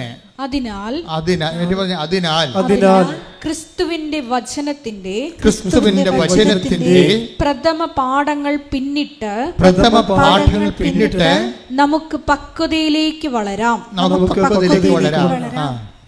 നിർജീവ പ്രവർത്തികളിൽ നിന്നുള്ള തിരിച്ചുവരവാണ്. എന്താണ് നിർജീവ പ്രവർത്തികളിൽ നിന്നുള്ള നിർജീവ പ്രവർത്തി എന്ന് പറയുന്നത് ജീവൻ തര പ്രവർത്തികളെ ദൈവം വിശ്വാസം ഇങ്ങനെ പ്രവർത്തികളാൽ സാധൂകരിക്കപ്പെടുന്നുണ്ടെങ്കിലും ഈ പ്രവർത്തികളെ ദൈവം പിന്നെയും തിരിക്കുകയാണ്. എന്താ കാര്യം? ജീവനുള്ള പ്രവൃത്തിയും ജീവനില്ലാത്ത പ്രവൃത്തിയും. എന്നുവെച്ചാൽ കൃപ നമുക്ക് നൽകുന്ന പ്രവൃത്തിയുണ്ട്. കൃപയും ജീവനും ഒരേ അർത്ഥമാണ് ബൈബിളിലുള്ളത്. ഈശോ പറയും, ഞാൻ വന്നിരിക്കുന്നത് അവർക്ക് ജീവനുണ്ടാകാനും അത് സമർത്ഥമാണ്. 10:10 അങ്ങനെ പറയും. യോഹന്നാന്റെ 10:10 എന്താ പറയണത്? ഒന്ന് പറഞ്ഞ്, ഞാൻ വന്നിരിക്കുന്നത് അവർക്ക് ജീവനുണ്ടാകാനും അത് സമൃദ്ധമായി ഉണ്ടാകാനും. അപ്പോൾ അവിടെ ജീവൻ എന്ന് പറയുന്നത് ആ ജീവൻ തന്നെയാണ് നമ്മൾ യോഹന്നാൻ 1:16 പറയണത്. എന്താ പറയണത്? തൻ്റെ നാമത്തിൽ വിശ്വസിക്കുന്നവർക്കെല്ലാം പറഞ്ഞേ, തന്റെ നാമത്തിൽ വിശ്വസിക്കുന്നവർക്കെല്ലാം കൃപയ്ക്ക് മേൽ കൃപ. അപ്പൊ ഈ കൃപയ്ക്ക് മേൽ കൃപ നൽകിയിരിക്കുന്നു പറയണ കൃപയ്ക്ക് മേൽ യോഹന്നാൻ 1:16 കൃപയ്ക്ക് മേൽ കൃപയും യോഹന്നാൻ 10:10 ജീവനുണ്ടാകാനും സമർത്ഥമായി ഉണ്ടാകാൻ ജീവൻ സമൃദ്ധിയും മേൽകൃപയും സമർത്ഥമായ ജീവനും ഒരേ വാക്ക് തന്നെയാണ്. ശരിക്കും പറഞ്ഞാൽ എന്താണ്? കൃപയാണ്, ദൈവികമായ ശക്തിയാണ്. നമ്മളിലേക്ക് അപ്ലോഡ് ചെയ്യുന്ന ശക്തി ചിലപ്പോൾ സിംഗിൾ ഫേസ് ആയിരിക്കും. അപ്പോൾ സിംഗിൾ ഫേസ് ആണെങ്കിൽ ഒരു മൈക്കൊക്കെ ഓപ്പറേറ്റ് ചെയ്യാൻ പറ്റും. പക്ഷേ സമർത്ഥമായ ജീവൻ എന്ന് പറയുമ്പോൾ 3 ഫേസ് ആയിട്ടുള്ള പവറാണ് വരണമെന്നുണ്ടെങ്കിൽ ഹെവി ഡ്യൂട്ടി എടുക്കും. വലിയ കാര്യങ്ങൾ, ഇതിനേക്കാൾ വലിയ കാര്യങ്ങൾ നിങ്ങൾ ചെയ്യും. Take the word of God. വലിയ കാര്യങ്ങൾ ശ്രദ്ധിക്കട്ടെ. Hallelujah, hallelujah, hallelujah, hallelujah, hallelujah. യേശുവേ നന്ദി. ഹല്ലേലൂയ, സ്തോത്രം. ഹല്ലേലൂയ. യോഹന്നാൻ 14:12. യോഹന്നാൻ 14:12. സത്യം സത്യമായി ഞാൻ നിങ്ങളോട് പറയുക. സത്യസത്യമായി ഞാൻ നിങ്ങളോട് പറയുന്നു, എന്നിൽ വിശ്വസിക്കുന്നവനും ഞാൻ ചെയ്യുന്ന പ്രവൃത്തികൾ ചെയ്യും. ഞാൻ പിതാവിന്റെ അടുത്തേക്ക് പോകുന്നത് കൊണ്ട് ഇവയേക്കാൾ വലിയവയും അവൻ ചെയ്യും. അപ്പോഴ് പിതാവിന്റെ അടുത്ത് പോവുകയും പിന്നെന്താ സംഭവിക്കണത്? പിതാവിൻ്റെ അടുത്ത് പോകുന്നതെന്ന് പറയുമ്പോൾ അതിൻ്റെ അകത്ത് ഇംപ്ലിക്കേഷൻസ് ഉണ്ട് ഒത്തിരി. പിതാവിൻ്റെ അടുത്ത് പോവുകയും എന്താണ്? ആ വചനം ഒന്ന് വായിച്ചേ. യോഹന്നാൻ 4:14-12 ഒന്ന് വായിച്ചേ. ഞാൻ പിതാവിന്റെ അടുത്തേക്ക് പോകുന്നത് കൊണ്ട് പറഞ്ഞേ. ഞാൻ പിതാവിന്റെ അടുത്തേക്ക് പോകുന്നത് കൊണ്ട് ഇവയേക്കാൾ വലിയവയും അവൻ ചെയ്യും. അപ്പൊ ഞാൻ പിതാവിന്റെ അടുത്ത് പോകുന്നത് കൊണ്ട് എന്ത് പറ്റി? ഇതിനേക്കാൾ വലിയവയും അവൻ ചെയ്യും. അപ്പൊ വലിയ കാര്യങ്ങൾ കണ്ട വലിയ കാര്യം. അപ്പൊ ദൈവം തന്നെ കാര്യങ്ങൾ എത്ര എടുത്തിരിക്കുന്നു? ചെറിയ കാര്യങ്ങളുണ്ട്, പിന്നെന്താണ്? വലിയ കാര്യങ്ങളുണ്ട്. ചെറിയ കാര്യങ്ങൾ നമ്മുടെ വിശ്വാസത്തിൻ്റെ പ്രഥമ ആവിഷ്കാരമായ പ്രാർത്ഥനയും കൊണ്ട് ചെയ്യാൻ പറ്റും. വലിയ കാര്യങ്ങൾ ചെയ്യാൻ പറ്റത്തില്ല. വലിയ കാര്യങ്ങൾ ചെയ്യണമെങ്കിൽ വലിയ വിശ്വാസം എന്ന് പറയുന്ന സംഭവങ്ങൾ വേണം. വലിയ കാര്യങ്ങൾ ചെയ്യണമെങ്കിൽ വലിയ വിശ്വാസം എന്ന് വെച്ചാൽ ക്രിസ്തുവിൽ തന്നെ നമുക്ക് ചെറിയ വിശ്വാസം ഉണ്ടാകും, വലിയ വിശ്വാസം ഉണ്ടാകും. എന്ന് പറഞ്ഞേ, ക്രിസ്തുവിൽ തന്നെ നമ്മൾക്ക് ചെറിയ വിശ്വാസം ഉണ്ടാകും, വലിയ വിശ്വാസം ഉണ്ടാകും. ക്രിസ്തുവിനെ അറിയണതനുസരിച്ചാണ് ആ വിശ്വാസത്തിൻ്റെ ആക്കത്തൂക്കം ഉണ്ടാകുന്നത്, അനുപാതികം. ക്രിസ്തുവിനെ നമ്മൾ അറിയുന്നതിന് ആനുപാതികമായിരിക്കും നിങ്ങൾക്ക് ലഭിക്കുന്ന വിശ്വാസത്തിൻ്റെ ആക്കത്തൂക്കം. ഇപ്പോഴ് അയാളോട് എന്ത് പറയുന്നു? ലൂക്കാ 7:8. ലൂക്കാ 7:8 എന്താണ്? കാരണം ഞാനും അധികാരത്തിന് കീഴ്പ്പെട്ടവനാണ്. ക്രിസ്തു പറയുന്നുണ്ട് ഇത്രയും വലിയ വിശ്വാസം ഇസ്രായേലിൽ പോലും കണ്ടിട്ടില്ല. Take the bed of God that 7:9 ലൂക്കാ 7:9. യേശു ഇത് കേട്ട് അവനെ പറ്റി വിസ്മയിച്ചു. ആരെക്കുറിച്ച്? ശതാധിപനെ കുറിച്ച്. തന്നെ അനുഗമിച്ചിരുന്ന ജനക്കൂട്ടത്തിന് നേരെ തിരിഞ്ഞ് അവൻ പറഞ്ഞു, ഞാൻ നിങ്ങളോട് പറയുന്നു, ഇസ്രായേലിൽ പോലും ഇതുപോലുള്ള വിശ്വാസം ഞാൻ കണ്ടിട്ടില്ല. അപ്പോൾ വിശ്വാസ അപാചയത്തിൻ്റെ കാലത്താണ് ക്രിസ്തു വരുന്നത്. നമ്മുടെ ജീവിതം ഇസ്രായേലിൽ പോലും ഈ ഒരു വിജാതിൻ്റെ വിശ്വാസം ഇല്ലാത്തൊരു കാലമാണത്. അപ്പം ക്രിസ്തുവിൻ്റെ വരവിൻ്റെ കാലം നോക്കുമ്പോഴേ എന്തുകൊണ്ടാണ് ഇന്നിപ്പോൾ പ്രത്യക്ഷീകരണ തിരുനാൾ ആഘോഷിക്കുന്നു? എന്തുകൊണ്ടാണ്? ഇസ്രായേലിൽ പോലും ദൈവം ആഗ്രഹിക്കുന്നൊരു വിശ്വാസ നിലവാരം അക്കാലങ്ങളിലില്ല. അതിന് പല കാര്യങ്ങൾ കൊണ്ടാണ് അതുണ്ടായത്. അതുകൊണ്ട് ആട്ടിടയന്മാരെ പോയി മത്സ്യത്തൊഴിലാളികളെയൊക്കെ പോയി കാണേണ്ടി വരേണ്ട ഒരു അവസ്ഥ വരണത് അന്നത്തെ സമൂഹത്തിൽ നിലവിൽ വിശ്വാസം നിലനിൽക്കുന്ന ആൾക്കാരാണ് അവരെ. പൊതുസമൂഹത്തിൻ്റെ മുമ്പിൽ ആചാര അനുഷ്ഠാന വിശ്വാസമാണ്, അകത്തളങ്ങളിലേക്കുള്ള ആന്തരിക വിശ്വാസമില്ല.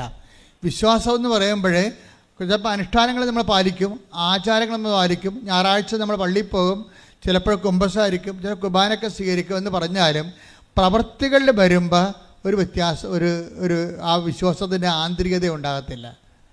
അതുകൊണ്ട് ദൈവം അത് നിങ്ങളുടെ ആചാര അനുഷ്ഠാനങ്ങളെ കൗണ്ട് ചെയ്യപ്പോൾ ചില ആൾക്കാർ കാണിക്കൂട്ടുന്ന ആചാര അനുഷ്ഠാനങ്ങൾ ദൈവം കൗണ്ട് ചെയ്യത്തില്ല. എന്താ കാര്യം എന്ന് വെച്ച് കഴിഞ്ഞാൽ അവരത് ചെയ്തതിന് ശേഷം വീട്ടിൽ വന്നിട്ടും പാവത്തങ്ങളോടും വീട്ടിലുള്ളവരോടും തട്ടിപ്പും അതുപോലെ തന്നെ തരികിട പരിപാടിയൊക്കെ കാണിക്കും. അപ്പോൾ തട്ടിപ്പും തരികിട പരിപാടിയും കാണിച്ചു കഴിഞ്ഞാൽ ഉള്ള പ്രശ്നം എന്താണ്? അവരെ ആചാര അനുഷ്ഠാനങ്ങളിൽ മാത്രമുള്ള വിശ്വാസമാണ്, ആ വിശ്വാസം ദൈവം അംഗീകരിക്കുന്നില്ല. അതാണ് എൻ്റെ വിഷയം. അതാണ് ഇസ്രായേലിൽ പോലും ഇതുപോലുള്ള വിശ്വാസം കണ്ടെത്തില്ലെന്ന് വെച്ചാൽ സാധാരണ റോമൻ പവറിൽ ഉണ്ടാകുന്ന വിശ്വാസം പോലും ഇസ്രായേലിൽ ആന്തരികമായ വിശ്വാസം നിലനിൽക്കണില്ല. ഇത് സഭയ്ക്കും സംഭവിക്കും, നിങ്ങൾക്കൊക്കെ സംഭവിക്കും. നിങ്ങൾ കുറേ കാര്യങ്ങൾ ഇങ്ങനെ കാട്ടിക്കൂട്ടി ചെയ്യും സാങ്കേതികമായിട്ട്, പക്ഷേ ആന്തരികമായിട്ട് നിങ്ങൾ ദൈവത്തെ സ്നേഹിക്കുന്നുണ്ടോ എന്ന് ചോദിച്ചു കഴിഞ്ഞാൽ എന്തെങ്കിലും ഒരു പ്രശ്നം വരുമ്പോൾ അറിയാൻ പറ്റും. നിങ്ങൾ ഇത്തരം കാര്യങ്ങളൊക്കെ ചെയ്യുന്നുണ്ടെങ്കിലും നിങ്ങളുടെ പ്രതീക്ഷയ്ക്ക് വിരുദ്ധമായിട്ട് ഒരു നെഗറ്റീവ് സംഭവങ്ങൾ ജീവിതത്തിൽ നടന്നു കഴിഞ്ഞാൽ അപ്പം തന്നെ നിങ്ങളുടെ പ്രാർത്ഥന മങ്ങും. അല്ലെങ്കിൽ കൊള്ളാം നമുക്ക് ദുരിതങ്ങൾ, കഴിഞ്ഞ ദിവസങ്ങൾ ദുരിതങ്ങൾ 119 സങ്കീർത്തനം 71 തിരുവചനം, ദുരിതങ്ങൾ എനിക്ക് ഉപകാരമായി. പറഞ്ഞ ദുരിതങ്ങൾ എനിക്ക് ഉപകാരമായി. തന്മൂലം ഞാൻ അങ്ങയുടെ ചട്ടങ്ങൾ അഭ്യസിച്ചുവല്ലോ. വചനങ്ങൾ അഭ്യസിക്കാൻ വേണ്ടിയാണ് നമുക്ക് ദുരിതങ്ങൾ തരണത്. അവൻ പറയണ പോലെ ചെയ്യണമെന്നല്ലേ വചനം. അപ്പം അവൻ പറയണ പോലെ ചെയ്യണമെന്നുണ്ടെങ്കിൽ നമുക്ക് രണ്ട് കാര്യങ്ങൾ ദൈവം തരും. ഒന്ന് അനുഗ്രഹങ്ങൾ തരും, അപ്പോൾ നമുക്ക് ബൂസ്റ്റഡ് ആവും. അതേസമയത്ത് ദുരിതങ്ങളും തരും. എന്തിനാ കാര്യം? അപ്പോൾ ദുരിതങ്ങൾ, ഈ ഉടമ്പടി കാലത്തുള്ള ദുരിതങ്ങൾ നിങ്ങൾ പ്രത്യേകിച്ച് നോട്ട് ചെയ്യണം. അപ്പോൾ നിങ്ങൾ ഡൗൺ ആയി പോകരുത്. ദൈവസ്നേഹത്തിൻ്റെ വേറെ ആവിഷ്കാരമാണത്. ദൈവസ്നേഹം നമ്മളിലേക്ക് ദുരിതമായിട്ടും വരും. ബ്ലെസ്സിങ്ങിന് ഡിസ്കസ് എന്ന് പറഞ്ഞ പോലെ പറയുകയല്ല. ഇപ്പം തന്നെ സാനിയ എന്നും പറഞ്ഞൊരു മോള് സാക്ഷ്യം പറഞ്ഞു. അവളുടെ പ്രശ്നം എന്താ? അവൾ 4ാം നിലയിൽ നിന്ന് വീണ വല്ല പിടിയും കിട്ടുക. 4ാമത്തെ നിലയിൽ നിന്ന് താഴെ വീണ് അവൾക്ക് ബോധം പോയി. ബോധം വന്നപ്പോൾ ഡോക്ടർ പറഞ്ഞ്, ടെസ്റ്റ് പറഞ്ഞ്, നിനക്ക് 3 ഓപ്പറേഷൻ ഉണ്ടെന്ന് പറഞ്ഞ്. അപ്പോൾ ഒരുത്തി കൊണ്ടുവന്ന് കൃപാസനം പത്രം കൊടുത്ത്. അപ്പോൾ അവൾ വിചാരിച്ച്, മാതാവേ, ഞാനിവിടുന്ന് എഴുന്നേറ്റ് വരികയാണെങ്കിൽ തീർച്ചയായിട്ടും വന്ന് ഉടമ്പടി ചെയ്തോളാം എന്ന് പറയും. അപ്പോൾ 4ാം നിലയിൽ നിന്ന് വീണ പക്ഷിയുടെ പിറ്റേ ദിവസം ഡോക്ടർ വീണ്ടും ടെസ്റ്റ് ചെയ്ത് പറഞ്ഞ് അത് 1 ചുരുക്കി കൊടുത്ത്. 4 ഓപ്പറേഷൻ 3 ഓപ്പറേഷൻ വേണ്ട, നിനക്ക് 1 മതിയെന്ന് പറഞ്ഞു. അവളങ്ങനെ കോട്ടയം മെഡിക്കൽ കോളേജിൽ കൊണ്ടുവന്നിട്ട് അവിടെ നിന്ന് ചികിത്സിച്ച് ഒരു ഓപ്പറേഷൻ കഴിഞ്ഞ് നാട്ടിലെത്തി. അവൾ എഴുന്നേറ്റ് നടക്കണ്ടേ, 4ാം നിലയിൽ നിന്ന് വീണ്ടിരിക്കുകയാണ്, ഉറങ്ങിപ്പോയിരിക്കുന്ന ആൾ. അപ്പോൾ അവൾ പറഞ്ഞിരിക്കണത്, ഞാൻ ഒന്ന് എഴുന്നേപ്പിൽ നിർത്തിയാൽ മതി, ഞാൻ അമ്മയെ വന്ന് കണ്ടോളാം. അപ്പോൾ ആൾക്കാർ ഉടമ്പടി എടുക്കുക എന്നുള്ള ആൾക്കാർ പറയണത് അമ്മയെ വന്ന് കാണുക എന്നുള്ളതാണ്. അപ്പം അങ്ങനെയുള്ള ഉദ്ദേശത്തിൽ വന്ന് കാണുന്നവർ ആ ഒരു സ്നേഹമാണ് അവിടുത്തെ പ്രശ്നം, ബന്ധമാണ്. ഉടമ്പടി ഒരു സങ്കീർണമായൊരു ബന്ധമാണ്, ശാശ്വത ബന്ധത്തിലേക്ക് നമ്മൾ. പക്ഷേ ആദ്യത്തെ ബന്ധം എന്താണ്? അമ്മയെ വന്ന് കാണുന്ന കാഴ്ചയും ഒരു കാഴ്ചയുടെ ഉടമ്പടിയാണ്. അതെ, ചുമ്മാ കണ്ടിട്ട് പോകണമല്ലോ. പിന്നെ എന്താണ്? അമ്മ പറയണ പോലെയൊക്കെ ജീവിതം ക്രമീകരിച്ച് അങ്ങനെ അവർ ഉടമ്പടി എടുക്കുന്നത്. ഇപ്പം കാഴ്ച ഉടമ്പടികൾ ഭയങ്കരമായിട്ട് നടക്കുന്നുണ്ട് ഇവിടെ. ഒത്തിരി പേര് വരും, വന്നിട്ട് അമ്മയെ കണ്ടിട്ട് പോകും, കണ്ണീരിട്ടിട്ട് പോകും, പിന്നെ പിറ്റേ ആഴ്ച വന്ന് ഉടമ്പടി എടുക്കും. അപ്പോൾ ഈ കാഴ്ച ഉടമ്പടി അവൾ പറയണത്, എന്നെ ഒന്ന് എഴുന്നേപ്പിൽ നിർത്തിയാൽ മതി, നിർത്തിയാൽ ഞാൻ വന്ന് ഉടമ്പടി എടുക്കാം എന്ന് പറയും. അപ്പോൾ പിന്നെ എന്താ സംഭവിക്കുന്നത് വെച്ച് കഴിഞ്ഞാൽ, അവളുടെ ആ കിടപ്പ് കാലത്ത് ഒരു അച്ഛൻ വന്നിട്ട് അവളുടെ ഫോട്ടോ എടുത്തിട്ട് പറയും, ഇത് എൻ്റെ ഫേസ്ബുക്കിൽ ഇടട്ടെ, നിങ്ങൾക്കിപ്പോൾ ഭയങ്കര കഷ്ടപ്പാടല്ലേ, നിങ്ങളുടെ അക്കൗണ്ട് ഇട്ടാൽ മതി, ചിലപ്പോഴേ ആരെങ്കിലുമൊക്കെ നിങ്ങളെ സഹായിക്കും. അപ്പോൾ അവരുടെ മെയിൻ പ്രശ്നം എന്തായിരുന്നു? വർഷങ്ങളായിട്ട് വീടില്ല, അതാണ് പ്രശ്നം. വർഷങ്ങളായിട്ട് സ്വന്തമായിട്ട് വീടില്ല. ഇപ്പം എന്നാ പറ്റിയെന്ന് വെച്ച് കഴിഞ്ഞാൽ, അച്ഛനത് ഫേസ്ബുക്കിൽ ഇട്ട് കഴിഞ്ഞപ്പോഴുണ്ട് അവർക്ക് വീട്, അവരുടെ ചികിത്സ മുഴുവൻ ഏറ്റെടുക്കാൻ ഒരാൾ വന്ന്, പിന്നെ ഉടനെ അവർക്ക് വീട് വാങ്ങിച്ചു കൊടുക്കാൻ ആൾ വന്നു, അത് ഒരു സ്ഥലം വാങ്ങിച്ചു കൊടുക്കാൻ വേറെ ആൾ വന്ന്. പെട്ടെന്നാണ് അവൾ എഴുന്നേറ്റ് വരുന്ന മുമ്പ് അവർക്ക് വീട് സ്ഥലവുമായി ഉടനെ. അപ്പോൾ നോക്കിയേ, അപ്പോൾ നമ്മുടെ കാഴ്ച ഉടമ്പടിക്ക് മുമ്പ് ഒരു നേർച്ച ഉടമ്പടി വരുന്നുണ്ട്. എത്ര തരം ഉടമ്പടിയാണ് ആൾക്കാർ പറയണത് ഇപ്പം? ആദ്യം തന്നെ എന്താ? നേർച്ച ഉടമ്പടിയാണ്. എന്താണ്? ഞാൻ അമ്മയെ വന്ന് കണ്ടോളാം. അപ്പം തന്നെ കണ്ടോളാമെന്ന് പറയുമ്പോൾ എന്താണ്? വാഗ്ദാനമായി. വാഗ്ദാനം വന്നു കഴിഞ്ഞാൽ ഉടനെ, വാഗ്ദാനത്തിലാണല്ലോ ഉടമ്പടി, വാഗ്ദാന പേടകമല്ലേ അമ്മ. അപ്പോൾ വാഗ്ദാനത്തിലാണ് ഉടമ്പടി. ആദ്യ ഉടമ്പടി ചെയ്യണ വാഗ്ദാനത്തിലാണ്. പിന്നെയാണ് ആദ്യം നേർച്ച ഉടമ്പടി, പിന്നെ കാഴ്ച ഉടമ്പടി, പിന്നെയാണ് നമ്മൾ മാതാവുമായിട്ട് മരിയൻ ഉടമ്പടി ചെയ്യണത്. അപ്പോൾ ഇതിൻ്റെ ഉള്ളിലെല്ലാം ഈ നേർച്ച ഉടമ്പടി തന്നെ ആദ്യമേ ഫലിച്ചു. പിന്നെ എന്താണ്? പിന്നെയാണ് അവൾ അമ്മയെ വന്ന് കണ്ടിട്ട് ബാക്കിയുള്ള കാര്യങ്ങളെല്ലാം സെറ്റാക്കുന്നത്. അപ്പോൾ ഈ വിഷയമെന്ന് പറയണത്, ഇതിൻ്റെ ഉള്ളിൽ ഈ വിശ്വാസത്തിൻ്റെ ഒരു വളർച്ചയുണ്ട്. വിശ്വാസത്തിൻ്റെ വളർച്ച എന്ന് പറയണത് ഈ ദുരിതകാലത്തും ദൈവത്തിൻ്റെ സ്നേഹം അവൾ അനുഭവിക്കുകയാണ്. അതാണ് ദുരിതങ്ങൾ എനിക്ക് ഉപകാരമായി. ഞാൻ ആ കാലങ്ങളിലെല്ലാം എൻ്റെ കർത്താവിൻ്റെ വചനം പാലിക്കാൻ എനിക്ക് കഴിഞ്ഞു. അതാണ് പറയണത്. ഇപ്പോൾ ഓരോ ദുരിതങ്ങൾക്ക് പോലും ഉദ്ദേശം എന്താണ്? ഉടമ്പടി തന്നെയാണ് ഉദ്ദേശം. അതാണ് 119:71 വായിച്ചേ. ദുരിതങ്ങൾ എനിക്ക് ഉപകാരമായി. ദുരിതങ്ങൾ എനിക്ക് ഉപകാരമായി. തന്മൂലം ഞാൻ അങ്ങയുടെ ചട്ടങ്ങൾ അഭ്യസിച്ചു, ഞാൻ അങ്ങയുടെ വചനങ്ങൾ അഭ്യസിച്ചു. ഉടമ്പടി പാലിച്ചു എന്നാണ് പറയണത്. ഇപ്പം അപ്പം ഉടമ്പടി ഇടക്കുണ്ടാകുന്ന ദുരിതങ്ങൾ എന്തിനുള്ളതാണ്? ചില ആൾക്കാർക്ക് വിവരമില്ലാത്ത കാരണം അവർ വീണ് പോയിട്ടുണ്ട്. എന്താ കാര്യം? ഉടമ്പടി എടുത്തിട്ടും എനിക്ക് അങ്ങനെ സംഭവിച്ചല്ലോ എന്ന് പല ആൾക്കാർ പറയും. ഞാൻ ഉടമ്പടി എടുത്തിട്ടും എനിക്ക് അങ്ങനെ സംഭവിച്ചു. ഉടമ്പടി എടുക്കാത്തവർ, ഞാൻ തന്നെ വെച്ച അതേ കാര്യം വെച്ചവർ, അവർ അത് നേടുകയും ചെയ്തു എന്ന് പറയുമ്പോൾ അവർക്ക് ദുരിതമായി. ചില ആൾക്കാർക്ക് ദുരിതം ഉഴപ്പായി പോയി കാണും. കാര്യം അതായത് ഉതപ്പ് വരണ ആർക്കാണ്? ഉതക്കാൻ കഴിയുന്ന എളിതരം ഉള്ളിടത്തല്ലേ വാദം കോച്ചണത്. ആയുർവേദം എന്താ പറയണത്?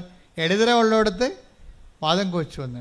അപ്പോൾ വാദം ഇങ്ങനെ കോച്ചിപ്പിടുത്തം ഉണ്ടാകണം എവിടെയാണ് ബോഡിയിൽ നീര് കെട്ടാൻ സാധ്യതയുള്ളത് അവിടെ ഇങ്ങനെ കോച്ചും. നിങ്ങൾ ഉടമ്പടി എടുക്കാൻ ഉള്ള ആൾക്കാർക്കും എന്തെങ്കിലും വിഷയബന്ധിയാണ് വിശ്വാസമെങ്കിൽ ആ വിഷയം അതുപോലെ നടന്നില്ലെങ്കിൽ അവിടെ വാദം കൊച്ചും. ഉടമ്പടിയിൽ എപ്പോഴും വരേണ്ടത് നിങ്ങൾ ഉടമ്പടിയുടെ പ്രധാനപ്പെട്ട ലക്ഷ്യം നിങ്ങളുടെ വിഷയമല്ല, വ്യക്തിയാണ്. ഉടമ്പടിയുടെ ലക്ഷ്യം ആരാണ്? വിഷയമല്ല, ആരാണ്? വ്യക്തിയാണ്, ദൈവമാണ്. നിങ്ങളുടെ വിഷയം ദൈവത്തിന് ഏൽപ്പിച്ചിട്ട് നിങ്ങൾ അവൻ പറയുന്ന പോലെ ചെയ്യുമ്പോൾ എന്താണ് സംഭവിക്കുന്നത്? നിങ്ങൾ ദൈവത്തെ സ്നേഹിക്കുകയാണ്. ദാറ്റ് മീൻസ് ദൈവത്തെ മുമ്പത്തെക്കാൾ വിധമായി വിശേഷവിധിയായി സ്നേഹിക്കാൻ വേണ്ടി ദൈവം നിങ്ങൾക്കൊരു അവസരം തരുന്നതാണ് ഉടമ്പടി. എന്താ? ദൈവം നിങ്ങൾക്ക് ഒരവസരം തരുന്നതാണ് ഉടമ്പടി, വിശേഷവിധിയായി സ്നേഹിക്കാൻ വേണ്ടി. കർത്താവ് ഇടയ്ക്കിടയ്ക്ക് 10 ദിവസം കൊണ്ട് ചോദിച്ചില്ലേ? അവസാന കാലങ്ങളിൽ 3 പ്രാവശ്യം ഇടവിട്ട് ചോദിച്ചില്ലേ? എന്താണ്? ഇവരെക്കാൾ അധികമായി നീ എന്നെ. Take the word of God. യോഹന്നാൻ 21:15. യോഹന്നാൻ 21:15. അവരുടെ പ്രാതൽ കഴിഞ്ഞപ്പോൾ, അവിടെ പ്രഭാത ഭക്ഷണം കഴിഞ്ഞപ്പോൾ യേശു ശിമയോൻ പത്രോസിനോട് ചോദിച്ചു. യേശു പത്രോസിനോട് ചോദിച്ചോ? യോഹന്നാന്റെ പുത്രനായ ശിമയോനെ, യോഹന്നാന്റെ പുത്രനായ ശിമയോനെ, നീ ഇവരെക്കാൾ അധികമായി എന്നെ സ്നേഹിക്കുന്നുവോ? എന്നെ സ്നേഹിക്കുന്നു. അവൻ പറഞ്ഞു, ഉവ്വ് കർത്താവേ, ഞാൻ നിന്നെ സ്നേഹിക്കുന്നുവെന്ന് നിന്നെ സ്നേഹിക്കുന്നു, നീ അറിയുന്നുവല്ലോ. ഇങ്ങനെ 3 പ്രാവശ്യം ഈശോ ചോദിച്ചിട്ടുണ്ട് പത്രോസിനോട്. 3 പ്രാവശ്യം. ഇങ്ങനെ ഓരോ പ്രാവശ്യം ചോദിക്കുമ്പോഴും ഓരോ കോംപ്ലിക്കേറ്റഡ് അനുഗ്രഹങ്ങൾ കൊടുത്തുകൊണ്ടിരിക്കാം, ഓരോരോ ഉത്തരവാദിത്തങ്ങൾ കൊടുത്തുകൊണ്ടിരിക്കും. അപ്പോൾ ഇതുപോലെ ഉടമ്പടിയിൽ നിങ്ങളോട് ഓരോരോ ഘട്ടങ്ങളിലെ, ഇപ്പോൾ ദുരിതം കിട്ടിയാലും അനുഗ്രഹം കിട്ടിയാലും കർത്താവ് ചോദിക്കാത്ത ചോദ്യം എന്താണ്?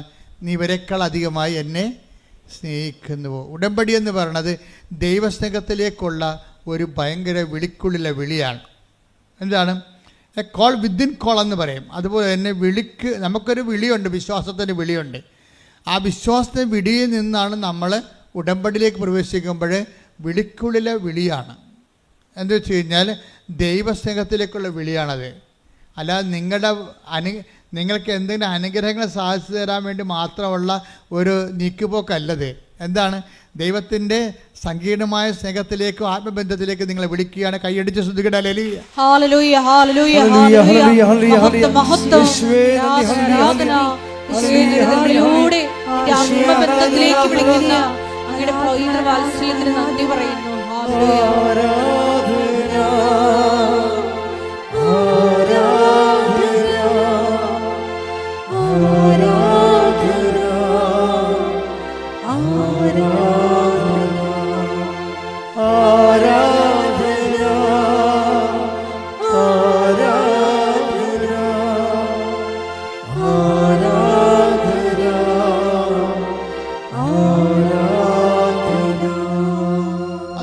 പത്രോസില്ലേ ഇപ്പം ഇങ്ങനെ വിശേഷവിധിയായി നീ എൻ്റെ കുഞ്ഞാടുകളെ മേയ്ക്കുക, നീ എൻ്റെ കോലാടുകളെ മേയ്ക്കുക, ഇങ്ങനെ പുതിയ പുതിയ ഉത്തരവാദിത്തം കൊടുത്തുകൊണ്ട് അധികാരം ഏൽപ്പിക്കുമ്പോൾ ഇത് ദൈവവിളി. ആ വിളിയിലൂടെ പത്രോസ് ചെയ്യുന്നതിന് ശേഷം എല്ലാ അപ്പോസ്തലന്മാരെക്കാൾ വിശേഷമായ അധികാര അവകാശങ്ങൾ നേടുന്നുണ്ട്.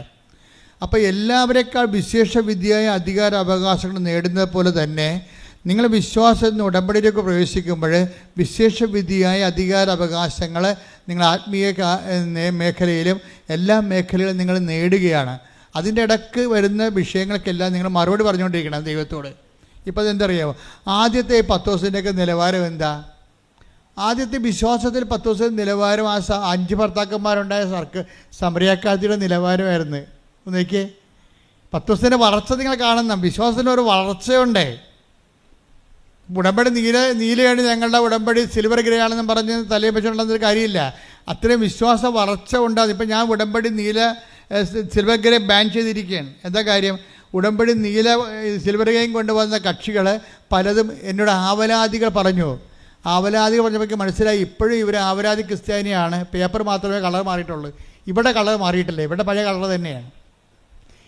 സിൽവർ ഗ്രേയിൽ ആൾക്കാർ വന്നിട്ട് പഴയ നക്കാപ്പിച്ച അവലാദി ആദ്യം വന്ന കാലത്ത് പച്ച ഉടമ്പടിയായിരുന്ന കാലത്ത് ആവലാതി പറഞ്ഞ പോലെ ആ ആവലാതി തന്നെ സിൽവർ ഗ്രേയും പറയുന്നുണ്ടെങ്കിൽ ഇവർ പത്രം വാങ്ങിച്ച് കളർ മാറ്റിയെന്നല്ല, ഇവിടെ കളർ മാറിയിട്ടില്ല.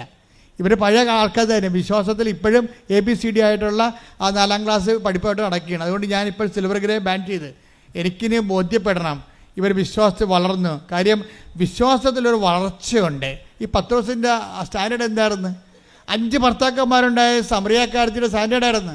ഈ 2 കക്ഷികളും ഒരു കാലത്ത് കർത്താവിൻ്റെ വചനം ഒരുപോലെ മനസ്സിലാക്കിയ ആൾക്കാരാണ്. നമുക്കറിയാമല്ലോ സമറിയാക്കാരത്തെ കഥ നിങ്ങൾക്കറിയാമല്ലോ.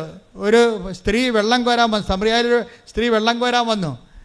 വെള്ളം കോരാൻ വന്നപ്പോൾ എവിടെയാണ് ഈ സമറിയ എന്നറിയണം.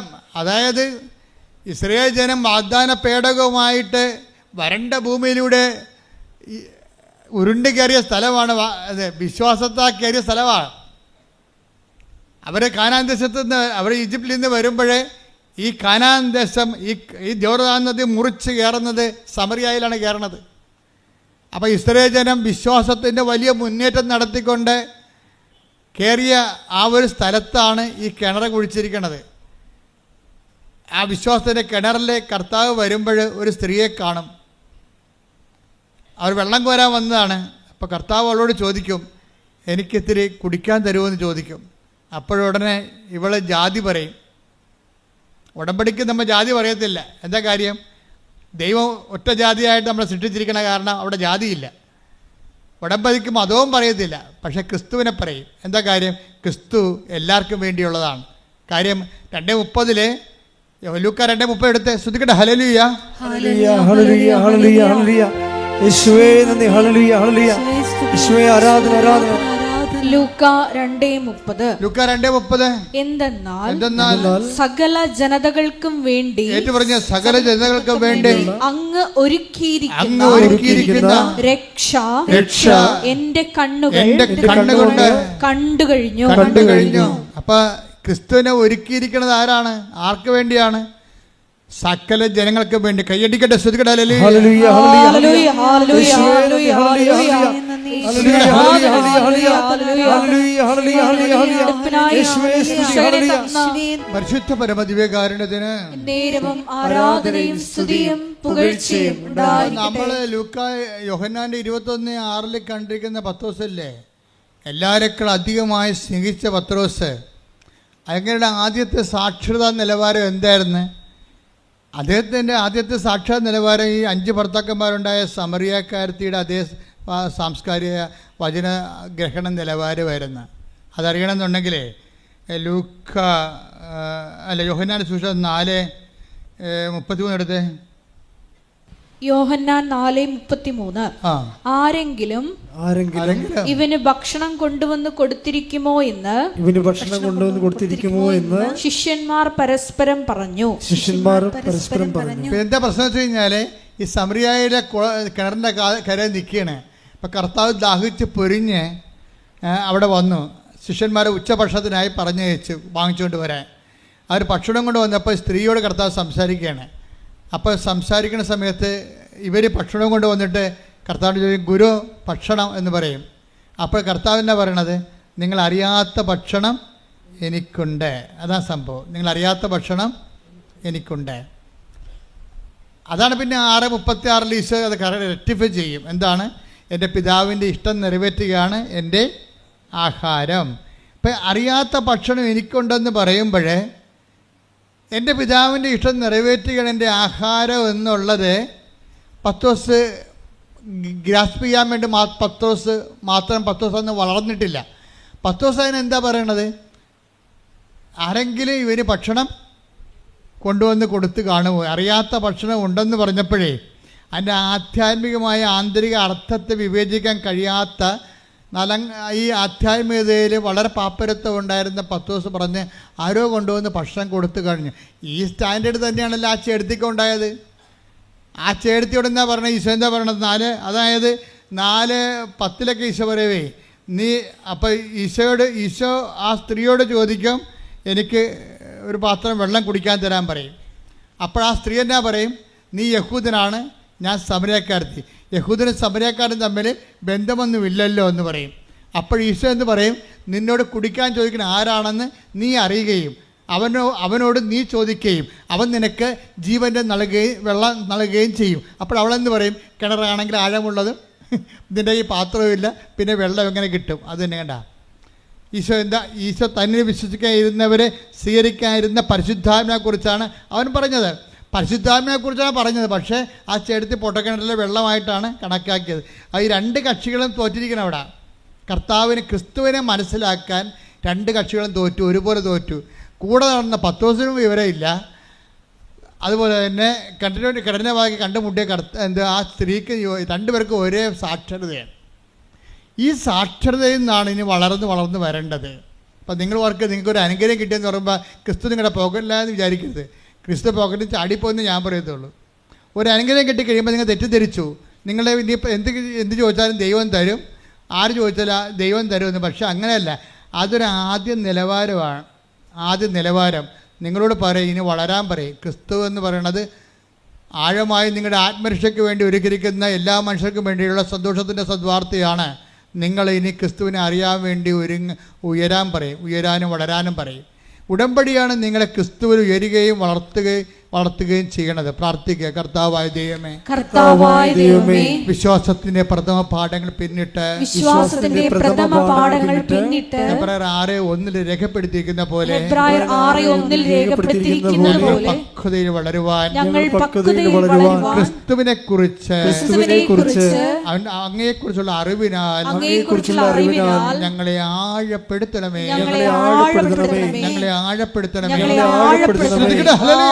Hallelujah hallelujah hallelujah. യേശുവേ നന്ദി. Hallelujah hallelujah hallelujah. യേശുവേ ആരാധന. ഹല്ലേലൂയ ഹല്ലേലൂയ ഹല്ലേലൂയ ഹല്ലേലൂയ.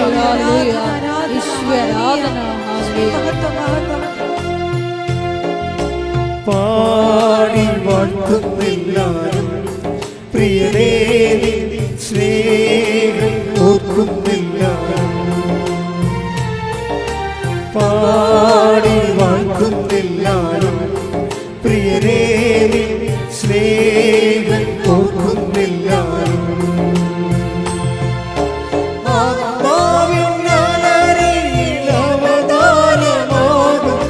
നവകിന്നരം തൂക്കി ഞങ്ങൾ പാടും.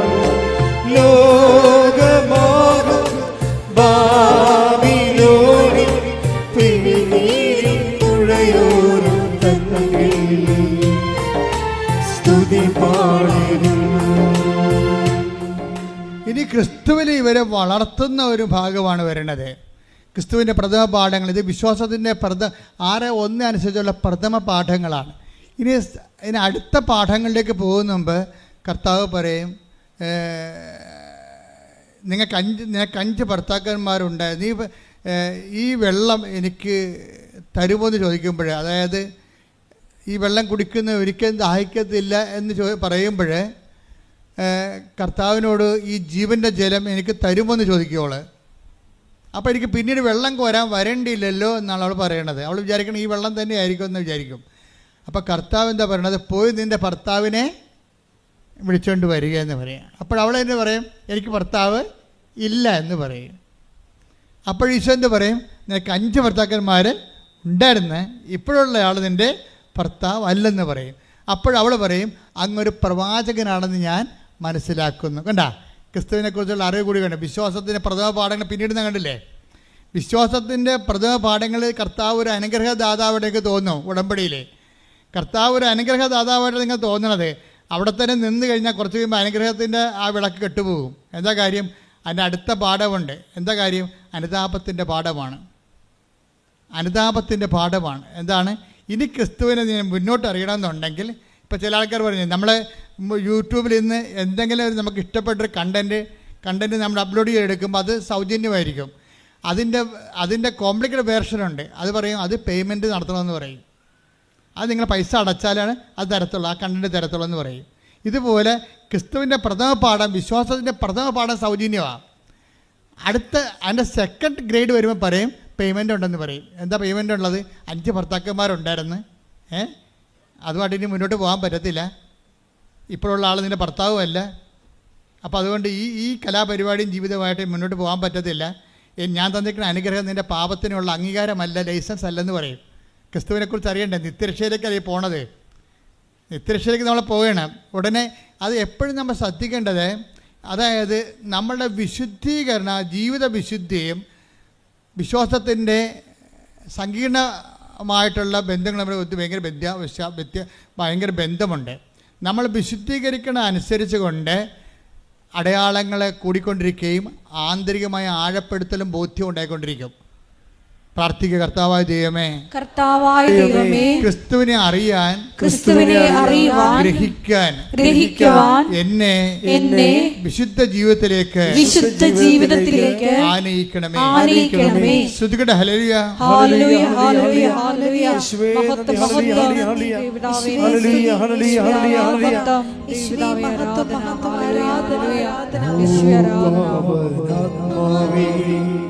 പറന്നിറങ്ങണമേ നിൻവിശുദ്ധിയുടെ നിറയ്ക്കണേ. ഓ പാവനാത്മാവേ പറന്നിറങ്ങണമേ നിൻവിശുദ്ധിയുടെ നിറയ്ക്കണേ. ഓ സ്വർഗശക്തിയെ ശക്തിയെ നീലേ, ഓ സ്വർഗശക്തിയെ ശക്തിയെ നീലേ. ദൈവസ്തുതി പാടിടാം ദൈവസ്നേഹം നൽകണേ. ദൈവസ്തുതി പാടിടാം ദൈവസ്നേഹം നൽകണേ. ഓ പാവനാത്മാവേ പറന്നിറങ്ങണമേ നിൻവിശുദ്ധിയെ. നമ്മൾക്ക് വിശ്വാസത്തിൻ്റെ പ്രഥമ പാഠങ്ങൾ പിന്നിടുകയാണ്, പക്വതയിലേക്ക് വളരുകയാണ്. അതുകൊണ്ട് തന്നെ വലിയ കാര്യങ്ങൾ ഞാൻ എൻ്റെ പിതാവിൻ്റെ അടുത്ത്, നമ്മൾ 14:12 വായിച്ചില്ലേ യോഹന്നാൻ്റെ സുവിശേഷം, ഞാൻ എൻ്റെ പിതാവിൻ്റെ അടുക്കിലേക്ക് പോകുന്നതിനാൽ പറഞ്ഞേ, ഞാൻ എൻ്റെ പിതാവിന്റെ അടുക്കിലേക്ക് പോകുന്നതിനാൽ ഇതിനേക്കാൾ വലിയ കാര്യങ്ങളും നിങ്ങൾ കാണും. ദൈവം കാര്യങ്ങളെ രണ്ടായിട്ട് തിരിക്കുന്നു. ചെറിയ കാര്യങ്ങളും വലിയ കാര്യങ്ങളും വലിയ കാര്യങ്ങളും. കാര്യങ്ങൾ എങ്ങനെ സങ്കീർണമാണ്. വിശ്വാസത്തിൻ്റെ പ്രഥമ പാഠം പിന്നിട്ട് കഴിഞ്ഞാൽ പിന്നെ വലിയ കാര്യങ്ങൾ സംഭവിച്ചുകൊണ്ടിരിക്കും. ഈ വലിയ കാര്യങ്ങൾ സംഭവിച്ചുകൊണ്ടിരിക്കാൻ എന്താ ചെയ്യേണ്ടത്? നമുക്ക് വിശ്വാസത്തിൻ്റെ പ്രഥമ പാഠങ്ങൾ പിന്നിട്ട് അടുത്ത പാഠം പഠിക്കണം. അടുത്ത പാഠം പഠിക്കണം. എന്താ ചെയ്യേണ്ടത്? അനുതാപം വേണമെന്നായി പറയണത്. എന്താണ് കാര്യം? ഈ വെള്ളം എനിക്ക് കുടിക്കാൻ തരിക, ഞാനിനി ഇങ്ങോട്ട് വെള്ളം കോരാൻ വരികയും വേണ്ടല്ലോ എന്ന് അല്ല അവൾ പറയണത്. അപ്പോൾ പറയും, ഞാൻ വെള്ളം കുടിക്കാൻ തരാം, പക്ഷേ നീ പോയി ഭർത്താവിനെ വിളിച്ചുകൊണ്ട് വരണം. അപ്പോൾ അവളെന്താ പറയും? എനിക്ക് ഭർത്താവില്ല. അപ്പോൾ ഈശോ എന്ത് പറയും? നിനക്ക് ഭർത്താവില്ലെന്ന് പറഞ്ഞത് ശരിയാണ്. നിനക്ക് 5 ഭർത്താക്കന്മാർ ഉണ്ടായിരുന്നു, ഇപ്പോഴുള്ള ആൾ നിൻ്റെ ഭർത്താവല്ല. അപ്പോഴുടനെ അവൾ പറയും, അങ്ങൊരു പ്രവാചകനാണെന്ന് ഞാൻ മനസ്സിലാക്കുന്നു. അപ്പം അടുത്ത മനസ്സിലാക്കൽ വന്നു. ക്രിസ്തുവിനെ മാറിയിട്ട് അത്ഭുതങ്ങൾ നൽകുന്ന ആളും അതുപോലെ തന്നെ സാധാരണ വ്യക്തിയെന്ന് ഈശോനെ അത് പ്രവാചകനായിട്ട് മനസ്സിലാക്കാൻ തുടങ്ങി. അപ്പോഴുടനെ അവൾ ചോദിക്കണം എന്താണെന്ന് വെച്ച് കഴിഞ്ഞാൽ, നമുക്കറിയാമല്ലോ ഈശോ ഈ വെള്ളം കുടിക്കാൻ തരിക എന്ന് പറയുമ്പോഴേ, അപ്പം 4:14 വായിച്ചേ. യോഹന്നാൻ 4:14 എന്നാൽ ഞാൻ നൽകുന്ന വെള്ളം കുടിക്കുന്നവന് പിന്നീട് ഒരിക്കലും ദാഹിക്കുകയില്ല. ഞാൻ നൽകുന്ന ജലം അവനിൽ നിത്യജീവനിലേക്ക് നിർഗളിക്കുന്ന അരുവിയാകും. അപ്പോൾ സാധാരണ അനുഗ്രഹത്തിൽ നിന്ന് നിത്യജീവനിലേക്ക് പോവുകയാണ് വിഷയം. ക്രിസ്തുവിന് നമ്മൾ എന്തിനാണ് ഉൾക്കൊള്ളണത്? IELTS പാസ്സാകാനും പറമ്പ് വയ്ക്കാനുമാണ്? അല്ല. എന്തിനാണ്? നിത്യജീവന് വേണ്ടിയാണ്. നിങ്ങളുടെ ഓരോ വസ്തുക്കളും ഓരോ അനുഗ്രഹങ്ങളും ഉടമ്പടിയിൽ തരുന്നതിൻ്റെ കാരണം നിങ്ങൾ ക്രിസ്തുവിലൂടെ നിത്യത അന്വേഷിക്കാൻ വേണ്ടിയാണ്. 7:39 വായിച്ച യോഹന്നാന്റെ സുവിശേഷം. ശ്രുതികട ഹല്ലേലൂയ. യേശുവേ നന്ദി. Hallelujah hallelujah hallelujah. പരിശുദ്ധ പരമദിവ്യകാരുണ്യത്തിന് ആരാധനയും സ്തുതിയും പുകഴ്ചയും ഉണ്ടായിരിക്കട്ടെ. യോഹന്നാൻ 7:39 അവൻ ഇത് പറഞ്ഞത് തന്നിൽ വിശ്വസിക്കുന്നവർ സ്വീകരിക്കാനിരിക്കുന്ന ആത്മാവിനെ പറ്റിയാണ്. അതാണ് പരിശുദ്ധാത്മാവിനെ കുറിച്ച്. അതായത് ഈ വെള്ളം കുടിക്കുന്ന ഇനിയും ദാഹിക്കും, ഞാൻ നിനക്ക് തരുന്ന വെള്ളം കുടിക്കുന്ന ഒരിക്കലും ദാഹിക്കത്തില്ലെന്ന് പറയുമ്പോൾ, ആ വെള്ളം എനിക്ക് തരിക, ഞാൻ ഇനി കിണറിൽ വെള്ളം കോരാൻ വരേണ്ടില്ലല്ലോ എന്ന് പറയുമ്പോൾ, ആ വെള്ളമെന്ന് പറയാം എന്താണ്? അതാണ് ഈശോ പറയുന്ന 7:39 വചനം. എന്താ പറഞ്ഞത്?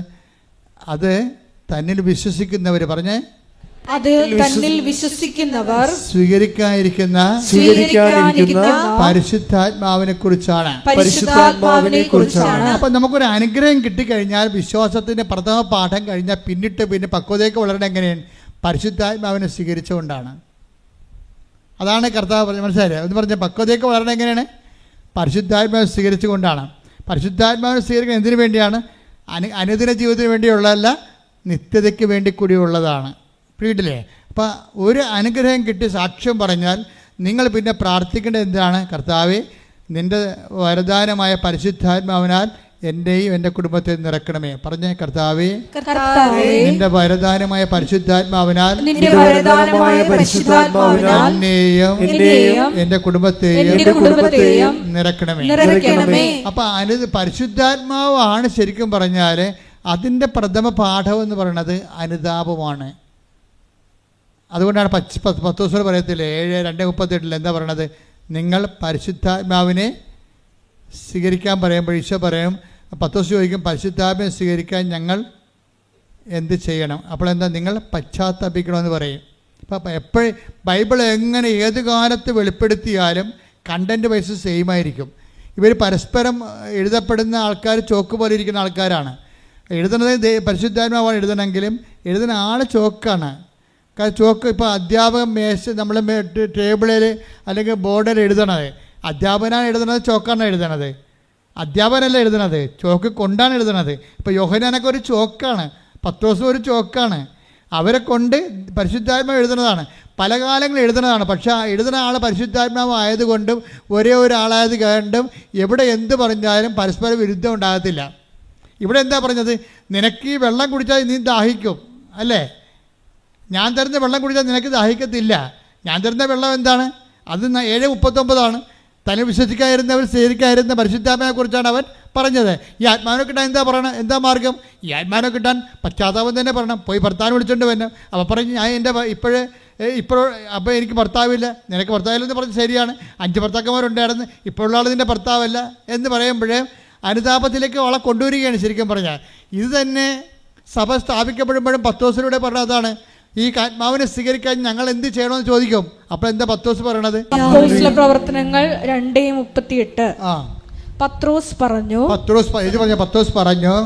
പറഞ്ഞു നിങ്ങൾ പശ്ചാത്തപിക്കുവിൻ, പാപമോചനത്തിനായി എല്ലാവരും യേശുക്രിസ്തുവിന്റെ നാമത്തിൽ സ്നാനം സ്വീകരിക്കുവിൻ. പരിശുദ്ധാത്മാവിന്റെ ദാനം നിങ്ങൾക്ക് ലഭിക്കും. പരിശുദ്ധാത്മ ദാനം കിട്ടാനുള്ള മാർഗം എന്താണ്? പശ്ചാത്താപം തന്നെയാണ് അവിടെ. ഇത് തന്നെയാണ് ഈശോ സമരക്കാരോട് പറഞ്ഞത്, ഇത് തന്നെയാണ് ഈശോ പത്രോസിനോടും പറഞ്ഞത്. പറഞ്ഞിരിക്കുന്ന ഉപദേശങ്ങളിലും നിർദ്ദേശങ്ങളിലും ഒന്നും വ്യത്യാസമില്ല, സെയിം തന്നെയാണ്. അപ്പോഴേ ഈ അടയാളങ്ങൾ കാണുമ്പോൾ എന്താ ഉദ്ദേശിക്കുന്നത്? അടയാളങ്ങളും അത്ഭുതങ്ങളും വരുമ്പോൾ അതിൻ്റെ ഉദ്ദേശം എന്താണ്? കർത്താവേ, നീ ഞങ്ങളെ വിട്ടു പോകണമേ എന്ന് പത്രോസ് പറയുന്നില്ല അത്ഭുതം കാണുമ്പോൾ. ലൂക്കാ 5:7 അവർ മറ്റേ വെള്ളത്തിൽ ഉണ്ടായിരുന്ന കൂട്ടുകാരെ ആംഗ്യം കാണിച്ച്. അപ്പൊ അത്ഭുതകരമായ മീൻപിടുത്തമാണ്. കടലിൽ ഒരു കരിനന്തം പോലും ഇല്ലാത്ത കാലത്ത് കർത്താവ് സമർത്ഥമായ മത്സ്യവിളയാളികളെ അനുഗ്രഹിക്കുന്ന അനുഗ്രഹം കൊടുക്കണം അവർക്ക്, ആ ആധിക്യം. അപ്പം മറ്റു വള്ളക്കാരെ ഈ വള്ളം മുങ്ങണ കാരണം മറ്റു വള്ളക്കാരെയും കൂടി പത്രോസ് കൈകൊണ്ട് ആ നൻപ് കാട്ടി വിളിക്കും. എന്നിട്ട് 2 വള്ളങ്ങൾ മുങ്ങാറാവോളം നിറക്കും. അടുത്ത വായിച്ചേ. ശിമയോൻ പത്രോസ് ഇത് കണ്ടപ്പോൾ യേശുവിന്റെ കാൽക്കൽ വീണ് കർത്താവേ, എന്നിൽ നിന്ന് അകന്നു പോകണമേ, ഞാൻ പാപിയാണ് എന്ന് പറഞ്ഞു.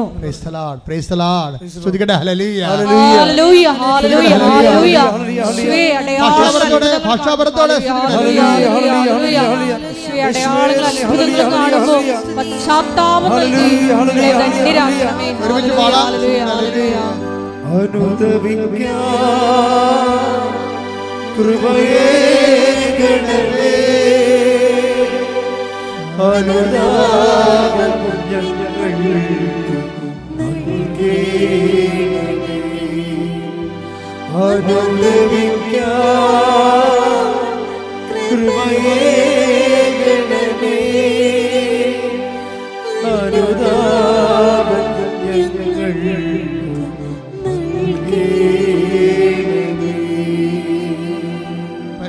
പരമദിവ്യകാരുണ്യത്തിന് എന്നേരവും ആരാധനയും സ്തുതിയും പുകഴ്ചയും ഉണ്ടായിരിക്കട്ടെ. പരമദിവ്യകാരുണ്യത്തിന് എന്നേരവും ആരാധനയും സ്തുതിയും പുകഴ്ചയും ഉണ്ടായിരിക്കട്ടെ. അനുതാപത്തിൻ്റെ ഒരു സെക്ഷൻ കഴിയുമ്പോഴാണ് വലിയ കാര്യങ്ങൾ സംഭവിക്കുന്നത്. കർത്താവ് കാര്യങ്ങൾ എന്താണ് സംഭവിച്ചിരിക്കുന്നത്?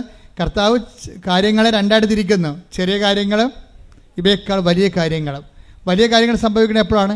ഞാൻ എൻ്റെ പിതാവിൻ്റെ അടുത്ത് പോവുകയും ഇതിനേക്കാൾ വലിയ കാര്യങ്ങൾ നിങ്ങൾ ദർശിക്കുകയും ചെയ്യുമെന്ന് പറയും. ഈ വലിയ കാര്യങ്ങൾ നമ്മൾ ദർശിക്കുന്നത് എപ്പോഴാണ്? കർത്താവ് പിതാവിൻ്റെ അടുത്ത് പോകണം. പിതാവിൻ്റെ അടുത്ത് പോണത് എന്തിനു വേണ്ടിയാണ്? ഞാൻ എൻ്റെ പിതാവിനോട് ചോദിക്കുകയും. Take the word of God. യോഹന്നാൻ 14:16. യോഹന്നാൻ 14:16. ഞാൻ പിതാവിനോട് അപേക്ഷിക്കുകയും. അതാണ് പിതാവിൻ്റെ അടുത്ത് പോകേണ്ട. നമ്മൾ വലിയ കാര്യങ്ങൾ ദർശിക്കേണ്ടത് എങ്ങനെയാണ്? ഞാൻ പിതാവിൻ്റെ അടുത്ത് പോകുമ്പോൾ വലിയ കാര്യങ്ങൾ ദർശിക്കുമെന്ന് പറഞ്ഞാൽ പോകുമ്പോൾ എന്താണ് സംഭവിക്കുന്നത്? 14:16 എന്താ പറയണത്? ഞാൻ എൻ്റെ പിതാവിനോട് അടുത്ത് പോവുകയും പിതാവിനോട് ചോദിക്കുകയും. അടുത്ത വായിച്ചേ. എന്നേക്കും നിങ്ങളോട് കൂടെ ആയിരിക്കാൻ. എന്നേക്കും പറഞ്ഞ എന്നേക്കും നിത്യത വരെ നിങ്ങളോട് കൂടെ ആയിരിക്കുവാൻ മറ്റൊരു സഹായകനെ അവിടുന്ന് നിങ്ങൾക്ക് തരികയും ചെയ്യും. ശ്രദ്ധിക്കട്ടെ. ഹല്ലേലൂയ. ഞങ്ങൾക്ക് സഹായകനെ വാഗ്ദാനം ചെയ്ത പിതാവിന്റെ സ്നേഹത്തിന് നന്ദി പറയുന്നു. ദൈവമേ വരണേ, നിന്റെ ഉള്ളിൽ വസിക്കാൻ വരണേ. ആത്മാവാം ദൈവമേ വരണേ, നിന്റെ ഉള്ളിൽ വസിക്കാൻ വരണേ. ദാഹിച്ചു നിന്നെ ഞാൻ തേടുന്നു, സ്വർഗ്ഗം തുറന്നിറങ്ങി നീ വരണേ. ദാഹിച്ചു നിന്നെ ഞാൻ തേടുന്നു, സ്വർഗ്ഗം തുറന്നിറങ്ങി നീ വരണേ. ആത്മാവാം ദൈവമേ വരണേ,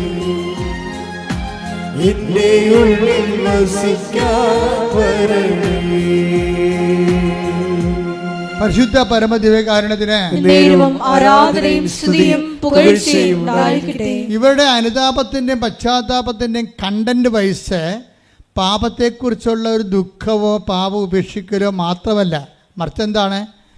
ഇവർ രണ്ടുപേരും, ഈ പത്രോസും സമരിയക്കാരത്തിയും ക്രിസ്തുവിലേക്ക് വരുന്നതിന് മുമ്പ് ഒരു ട്രാൻസിഷൻ സംഭവിക്കുന്നുണ്ട്. രണ്ടുപേരും അതായത് പത്രോസ് നീ ക്രിസ്തുവാണെന്ന് പറയുന്ന ഇടവേതാണെന്നറിയാവോ? കേസറിയ ഫിലിപ്പിയ. അതായത് ഫിലിപ്പ് എന്ന് പറഞ്ഞ ഒരു ഗവർണറാണ്, ഇസ്രായേലിലെ ഗവർണറാണ്. കെസർ എന്ന് പറഞ്ഞ സീസർ. റോമിലെ ചക്രവർത്തിക്ക് വേണ്ടി ഭരിക്കുന്ന ടെട്രാക്കായ പ്രവിശ്യ തലവനായ ഫിലിപ്പ് ഒരു ദേവാലയം പണിതു. അതാണ് കേസറിയ ഒരു സിറ്റി പണിതിട്ട് അവിടെ ഒരു വലിയ ക്ഷേത്രം പണിയും. അതിൻ്റെ പുറത്ത് കുറേ ദേവതകളെ സൃഷ്ടിക്കുക. ആ ദേവതകളുടെ മുമ്പിൽ കേസറിയ ഫിലിപ്പിയിലാണ് ഈ പത്രോസ് വന്ന് പെടുന്നത്. അവിടെ വെച്ചാണ് കർത്താവ് ചോദിക്കുന്നത്, whom do you say that I am? Take the word of God. മത്തായി 16:13.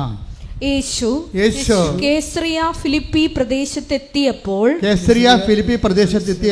ശിഷ്യന്മാരോട് ചോദിച്ചു, മനുഷ്യപുത്രൻ ആരെന്നാണ് ജനങ്ങൾ പറയുന്നത്?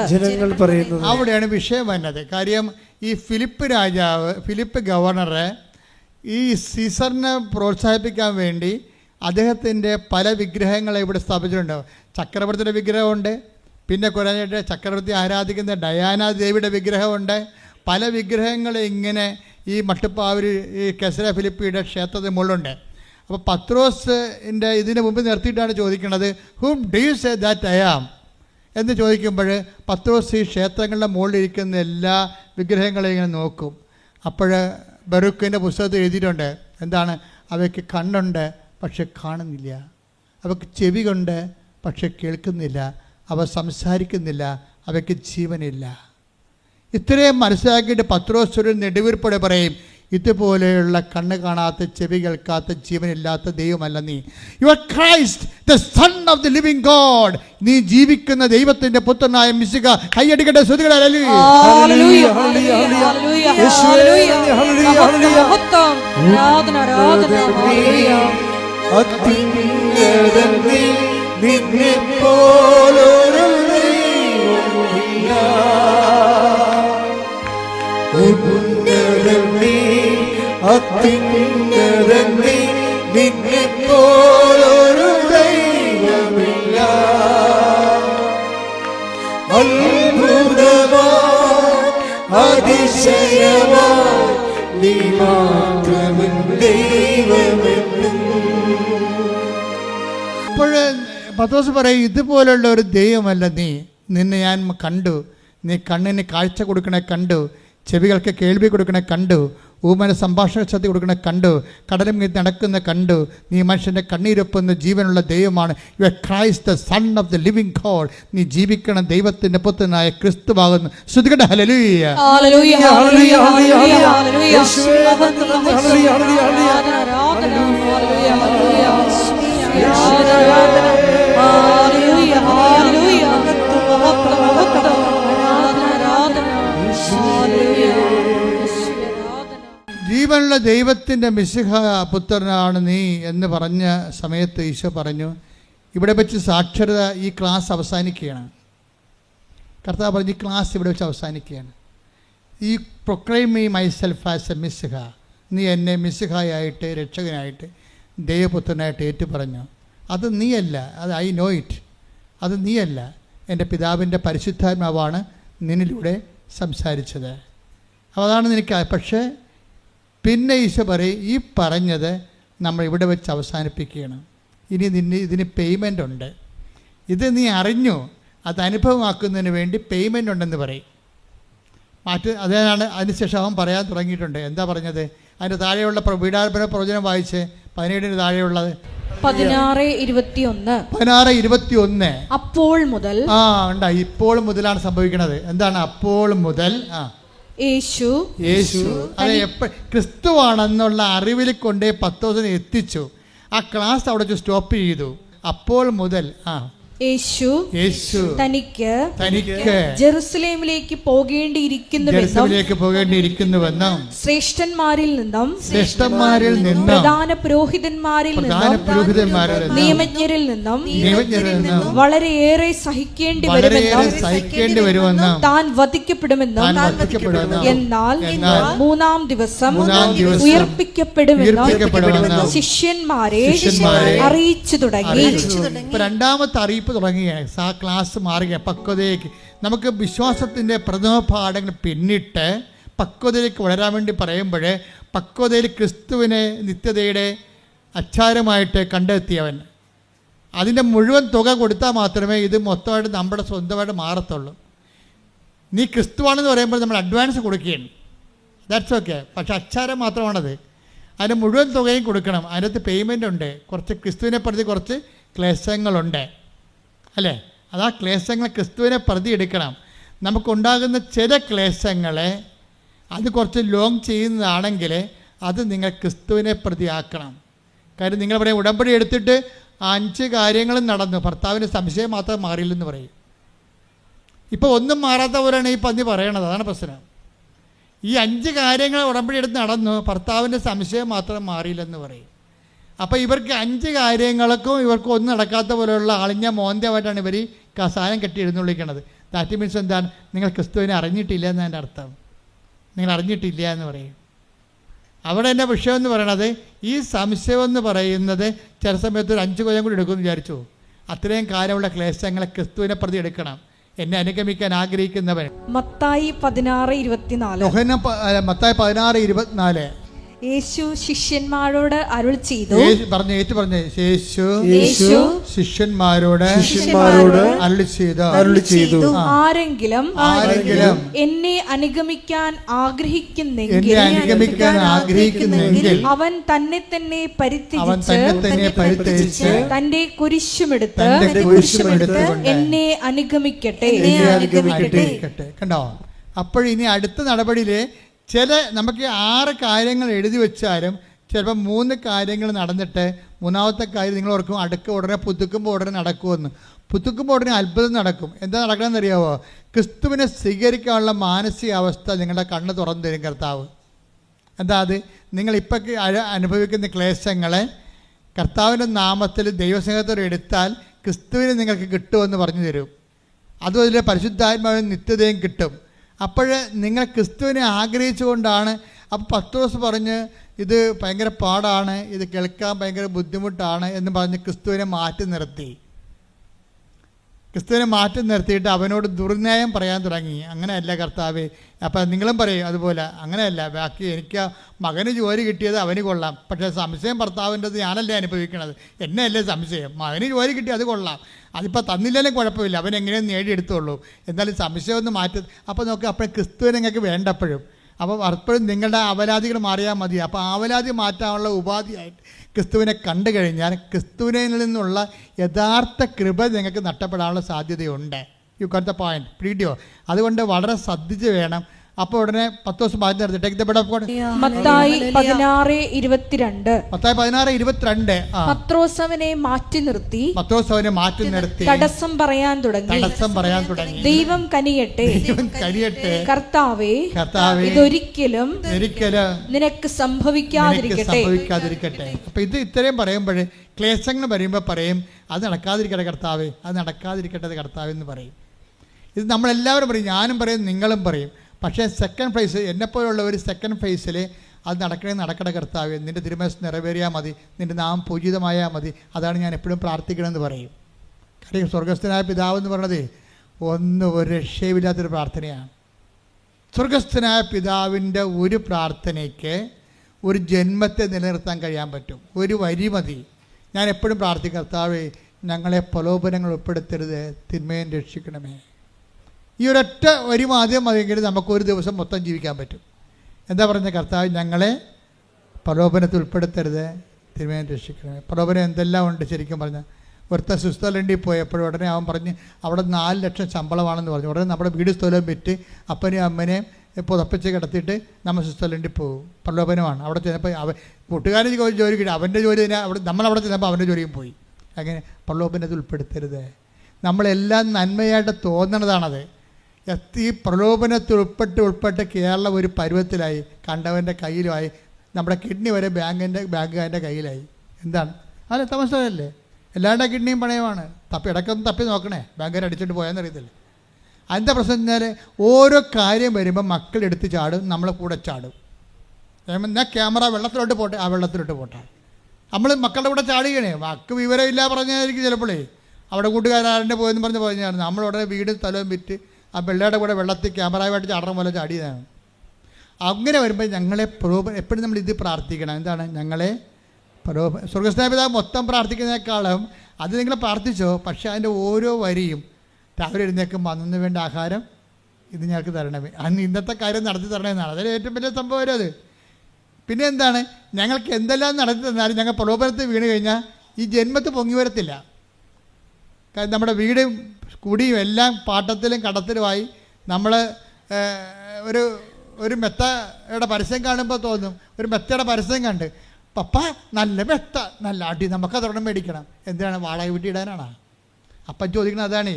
ഈ പരസ്യം കാണുമ്പോൾ മക്കൾ ചാടും, പക്ഷെ അപ്പം പറയും ഇത് നമ്മൾ വാടക വീട്ടിൽ കൊണ്ടുപോയിട്ട് കഴിഞ്ഞാൽ അയാൾ ഇറങ്ങാൻ വരുമ്പോൾ ഈ മെത്തയും കൂടി വരച്ചോണ്ട് ഇപ്പം നമുക്ക് വെറുതെ പോയാൽ മതി.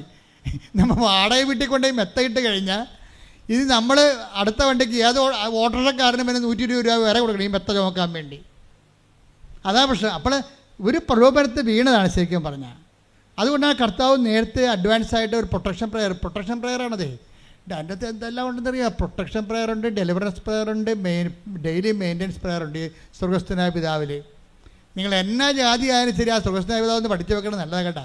ഏത് സമയത്ത് കരകയറുന്നൊരു പിടിയും കിട്ടത്തില്ല, അത്ര സൂപ്പറാണ്. അതിൻ്റെ കൂടെയുള്ള അമ്മയുടെ നന്മ നിറഞ്ഞ പറയും നിനക്ക് സ്വസ്തി, കർത്താവ് നിന്നോട് കൂടി എന്നുള്ളതും ദൈവഹിതത്തിൽ നിന്ന് കീഴ്വഴങ്ങിക്കൊണ്ട് ദൈവത്തിൻ്റെ ഇഷ്ടം നിറവേറ്റിക്കൊണ്ട് ഒരു ആധ്യാത്മിക മുന്നേറ്റം നടത്താൻ അമ്മ നിങ്ങളുടെ കൂടെ വരുന്ന പ്രാർത്ഥനയാണ് നന്മ നിറഞ്ഞ പറയും. ശ്രദ്ധിക്കട്ടെ. ഹല്ലേലൂയ ഹല്ലേലൂയ ഹല്ലേലൂയ ഹല്ലേലൂയ മഹത്വം മഹത്വം ഹല്ലേലൂയ ഹല്ലേലൂയ ഹല്ലേലൂയ ഈശ്വര ആരാധന ഹല്ലേലൂയ ഹല്ലേലൂയ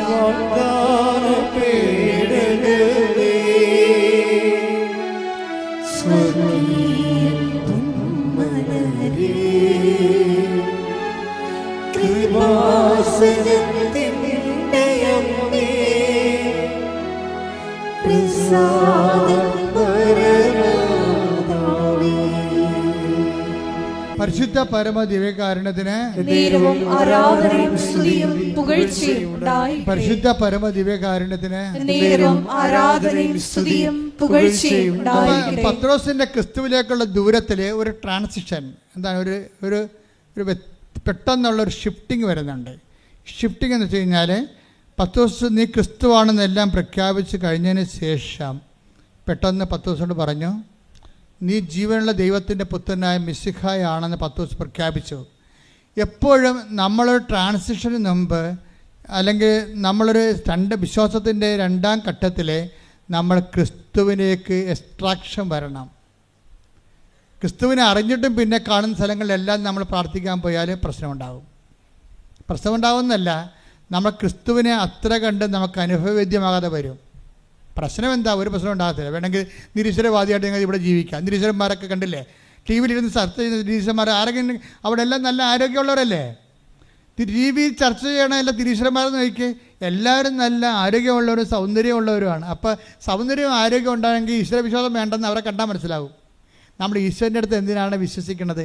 ഈ ഭൂമിക്ക് വേണ്ടിയല്ല, ഈ ഭൂമിക്ക് വേണ്ടി മാത്രമല്ല. Take the word of God 1 കൊരിന്ത്യർ 15:19. ഈ ജീവിതത്തിന് വേണ്ടി മാത്രം പറഞ്ഞ ഈ ജീവിതത്തിന് വേണ്ടി മാത്രം ക്രിസ്തുവിൽ പ്രത്യാശ വച്ചിട്ടുള്ളവരാണെങ്കിൽ നമ്മൾ എല്ലാ മനുഷ്യരെയും നിർഭാഗ്യരാണ്.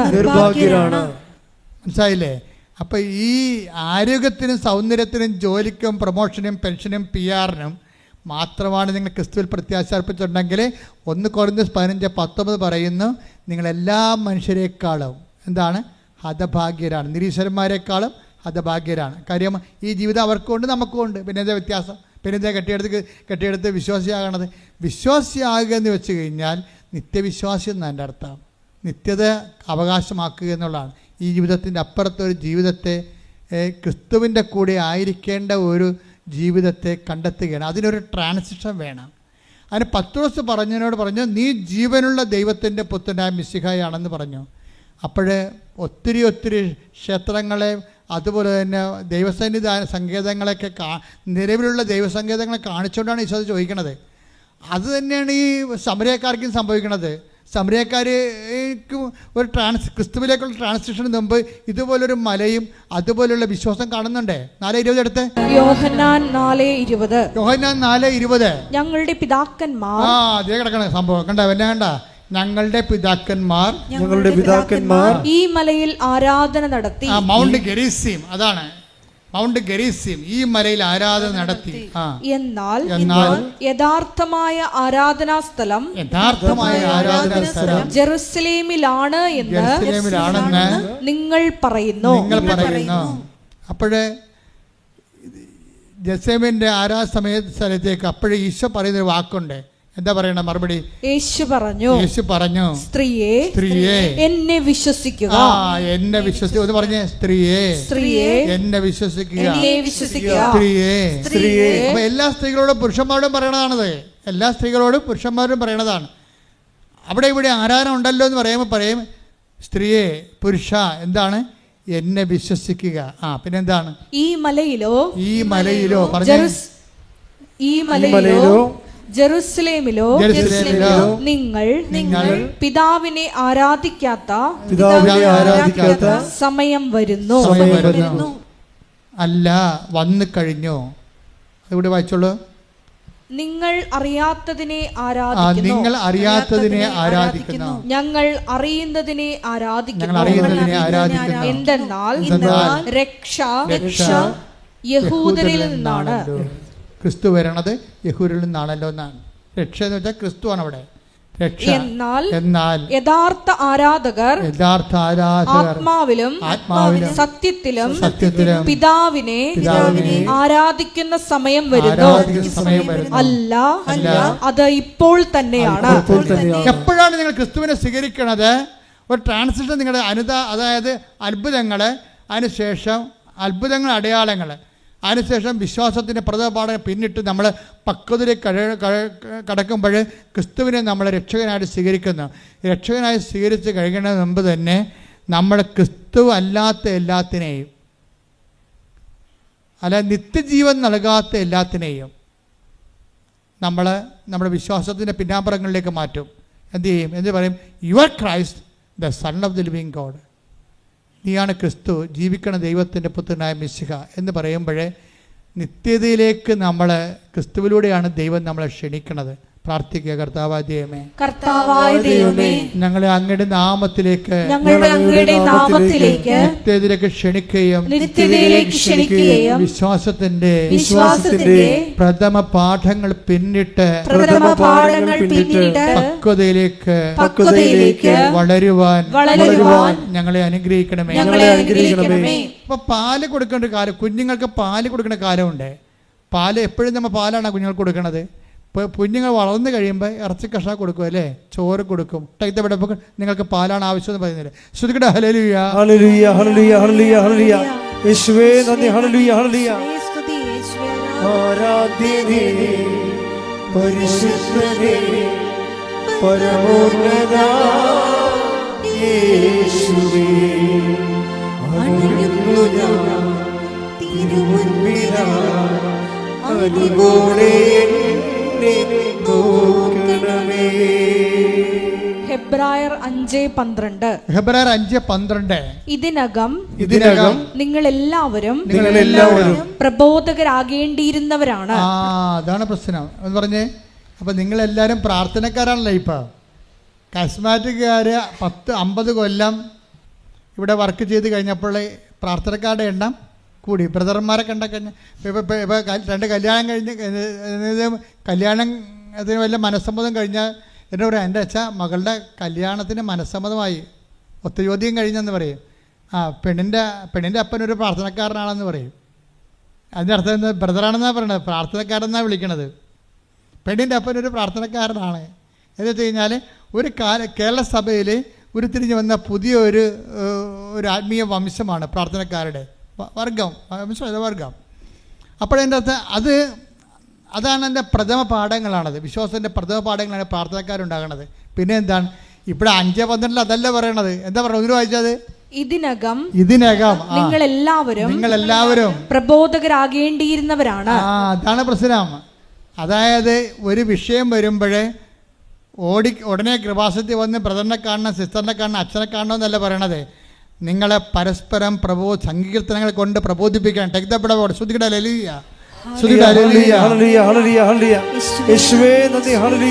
സങ്കീർത്തനങ്ങളും വിശുദ്ധ വചനങ്ങൾ കൊണ്ട് പരസ്പരം സാന്ത്വനം ചെയ്യുവാൻ, അഭിവാദനം ചെയ്യുവാൻ. ശ്രുതിയുടെ hallelujah, hallelujah, hallelujah, hallelujah, hallelujah. യേശുവേ ആരാധന, ആരാധന, ആരാധന.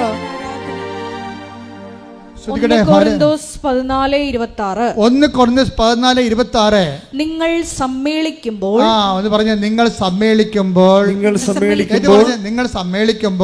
സമ്മേളിക്കുമ്പോൾ ഓരോരുത്തർക്കും ഒരു സങ്കീർത്തനമോ സാരോപദേശമോ വെളിപാടോ ഭാഷയോ വ്യാഖ്യാനമോ ഉണ്ടായിരിക്കും. ഇവയെല്ലാം ആത്മീയോത്കർഷത്തിനായി ഉപയോഗപ്പെടുത്തുകയും ചെയ്യട്ടെ. കണ്ടില്ലേ? അപ്പോൾ ഒരു സങ്കടക്കാരൻ വന്നു കഴിഞ്ഞാൽ ഉടനെ നിങ്ങൾ പറയേണ്ടത് എന്താണ്? ഉടനെ അച്ഛന് കൃപാസനത്തിൽ പോകാൻ പറയും. കൃപാസനത്തിൽ പോകാൻ പറയേണ്ടെന്നല്ല പറയേണ്ടത്, നിങ്ങൾ വളരണമെന്നാണ് പറയണത്. എന്താ കാര്യം? നിങ്ങൾ ഇതിനകം ഹെബ്രായർ 5:12 എന്താ പറയണത്? ഇതിനകം നിങ്ങൾ പ്രബോധകരാകേണ്ടിയിരുന്നവരാണ്. അത് തന്നെയാണ് ഈ പറഞ്ഞ് വായിച്ചിരിക്കണം. ഇത് 1 കൊരിന്തോസ് ഇപ്പോൾ അപ്സം വായിച്ച വചനം ഏതാണ്? 1 കൊരിന്തോസ് 14:26. 1 കൊരിന്തോസ് 14:26.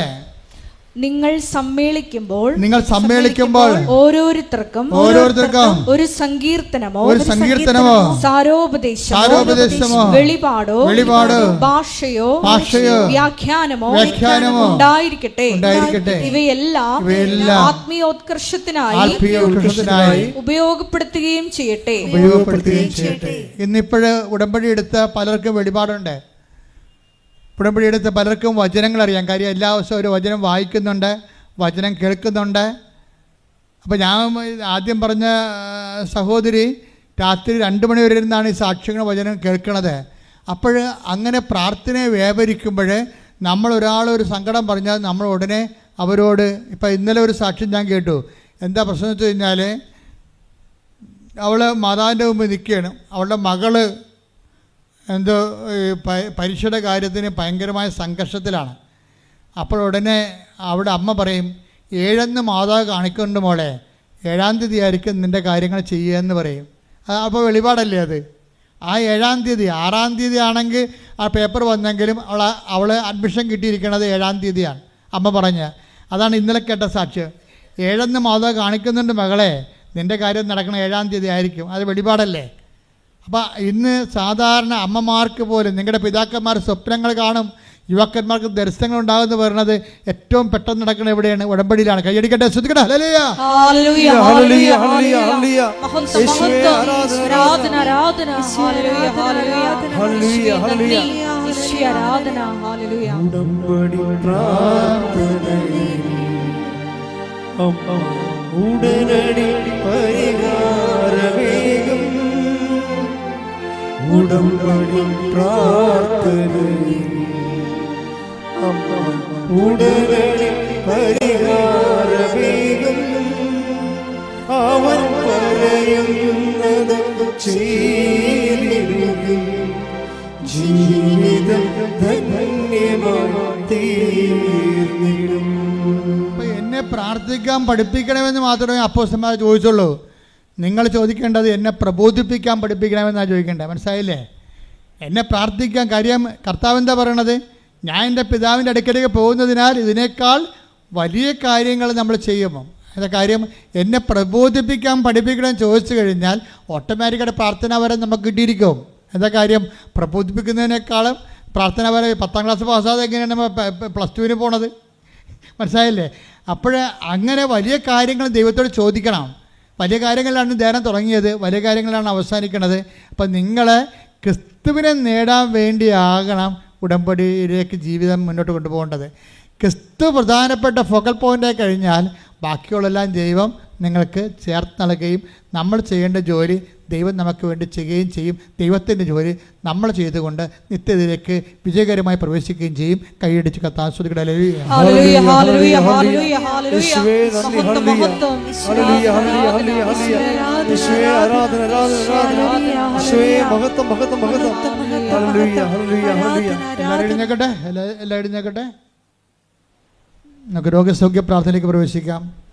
പ്രാണപ്രിയ, പ്രാണപ്രിയ, ചങ്കിലെ ചോര വീണ്ടെടുത്തവനെ, വീണ്ടെടുത്തവനാ. പ്രാണപ്രിയ, പ്രാണപ്രിയ, ചങ്കിലെ ചോര വീണ്ടെടുത്തവനെ, വീണ്ടെടുത്തവനാ. പ്രാണപ്രിയൻ തന്റെ ചങ്കിലെ ചോരയ എന്നെയും വീണ്ടെടുത്തു. പ്രാണപ്രിയൻ തന്റെ ചങ്കിലെ ചോരയ എന്നെയും വീണ്ടെടുത്തു. നന്ദി യേശുവേ, നന്ദി യേശുവേ, നീ ചെയ്ത നന്മകൾ കോരായിരം നന്ദി. നന്ദി യേശുവേ, നന്ദി യേശുവേ, നീ ചെയ്ത നന്മകൾ കോരായിരം നന്ദി. ശക്തിയാലല്ല, കൈയുടെ ബലത്താലല്ല, നിന്ദയല്ലയോ എന്നെ നടത്തിയത്. ശക്തിയാലല്ല, കൈയുടെ ബലത്താലല്ല, നിന്ദയല്ലയോ എന്നെ നടത്തിയത്. നിന്നത് കൃപയാ, കൃപയാ, ദൈവകൃപയാ, നിർത്തിടും ദയയാ, ദയയാ, നിത്യദയയാ. നിന്നത് കൃപയാ, കൃപയാ, ദൈവകൃപയാ. പരിശുദ്ധ പരമദിവ്യകാരുണ്യത്തിന് നേരവും ആരാധനയും സ്തുതിയും പുകഴ്ചയും ഉണ്ടായിരിക്കട്ടെ. എൻ്റെ പ്രിയപ്പെട്ടവരെ, രോഗസൗഖ്യ പ്രാർത്ഥനയിലേക്കും ജീവിത ദുരന്ത തടസ്സ നിവാരണ പ്രാർത്ഥനയിലേക്ക് നമ്മൾ കർത്താവിൻ്റെ നാമത്തെ വചനത്തിൽ പ്രവേശിക്കുകയാണ്. നിമിഷം മൗനമായി നമ്മുടെ വിഷമങ്ങളെയും ഇന്നത്തെ പ്രയാസങ്ങളെയും കർത്തൃത്തിരുസ്ഥിനെ പരിശുദ്ധമ്മയുടെ മാധ്യസ്ഥയിൽ ഓർക്കാം. ഭക്തിയോടെയും ആദരവോടെയും സമർപ്പിക്കാം. കർത്താവേ, നിന്റെ ഉന്നതമായ നാമത്തിന് സ്തോത്രം ചെയ്യുന്നു. കർത്താവേ, നിന്റെ വിശുദ്ധ പൗരോഹിത്യത്തെ മഹത്വപ്പെടുത്തണമേ. കർത്താവേ, സഭയിലുള്ള സാന്നിധ്യം പ്രകടമാക്കണമേ. 39 വർഷമായി അർപ്പിക്കുന്ന കുർബാനയുടെ യോഗ്യതയാൽ അങ്ങയുടെ അവകാശവും ഓഹരിയുമാകുന്ന തിരുസഭയ്ക്ക് വേണ്ടി പ്രാർത്ഥിക്കുന്നു. താറയുടെ ചുറ്റും ഓൺലൈനിൽ പങ്കെടുക്കുന്ന അക്രൈസ്തരായ സഹോദരങ്ങൾ ദൈവത്തിൻ്റെ പ്രത്യേക വിഹിതങ്ങൾക്ക് വേണ്ടി പ്രാർത്ഥിക്കുന്നു. കർത്താവേ, നിന്റെ തിരുമുറിവാർന്ന വലതുകരം അണിപ്പെടുതാർന്ന അത്ഭുതകരം മക്കളുടെ ശിരസിൽ വെക്കണമെന്ന് പ്രാർത്ഥിക്കുന്നു. അടിപ്പിടർ പോലെ വൈതാക്കാലം ദൈവികമായ സത്യങ്ങളൊക്കെ ആവശ്യിക്കട്ടെ. മാരക രോഗങ്ങൾ, തീരാവ്യാധികൾ, ജീവിത ദുരിതങ്ങൾ യേശു ക്രിസ്തു നാമത്തെ മാറിപ്പോകട്ടെ. ശ്രദ്ധിക്കട്ടെ.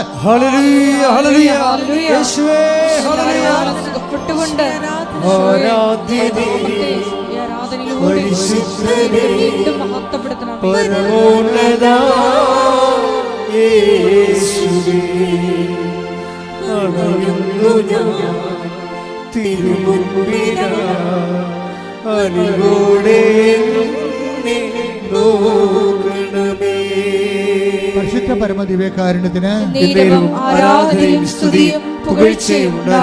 വീണ്ടും കൈകൾ കൂപ്പി കണ്ണുകൾ അടച്ച് നിങ്ങളുടെ കണ്ണുനീരിന്റെ കാര്യങ്ങളെ ഓർത്തുകൊണ്ടിരിക്കുക.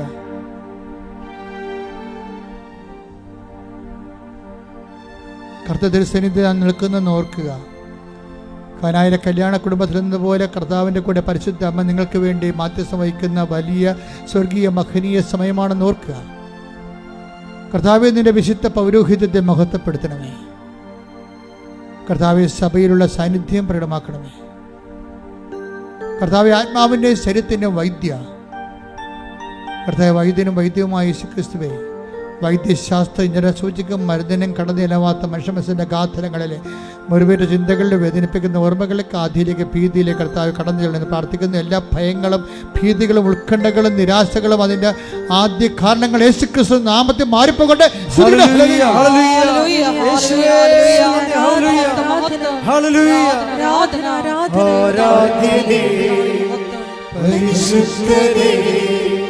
പരമോന്നതാ യേശുവേ, അണയുന്നു ഞാൻ തിരുമുൻപിലായി, അലിവോടെ എന്നെ നോക്കണമേ. ആരാധനേ പരിശുദ്ധനേ പരമോന്നതാ യേശുവേ, അണയുന്നു ഞാൻ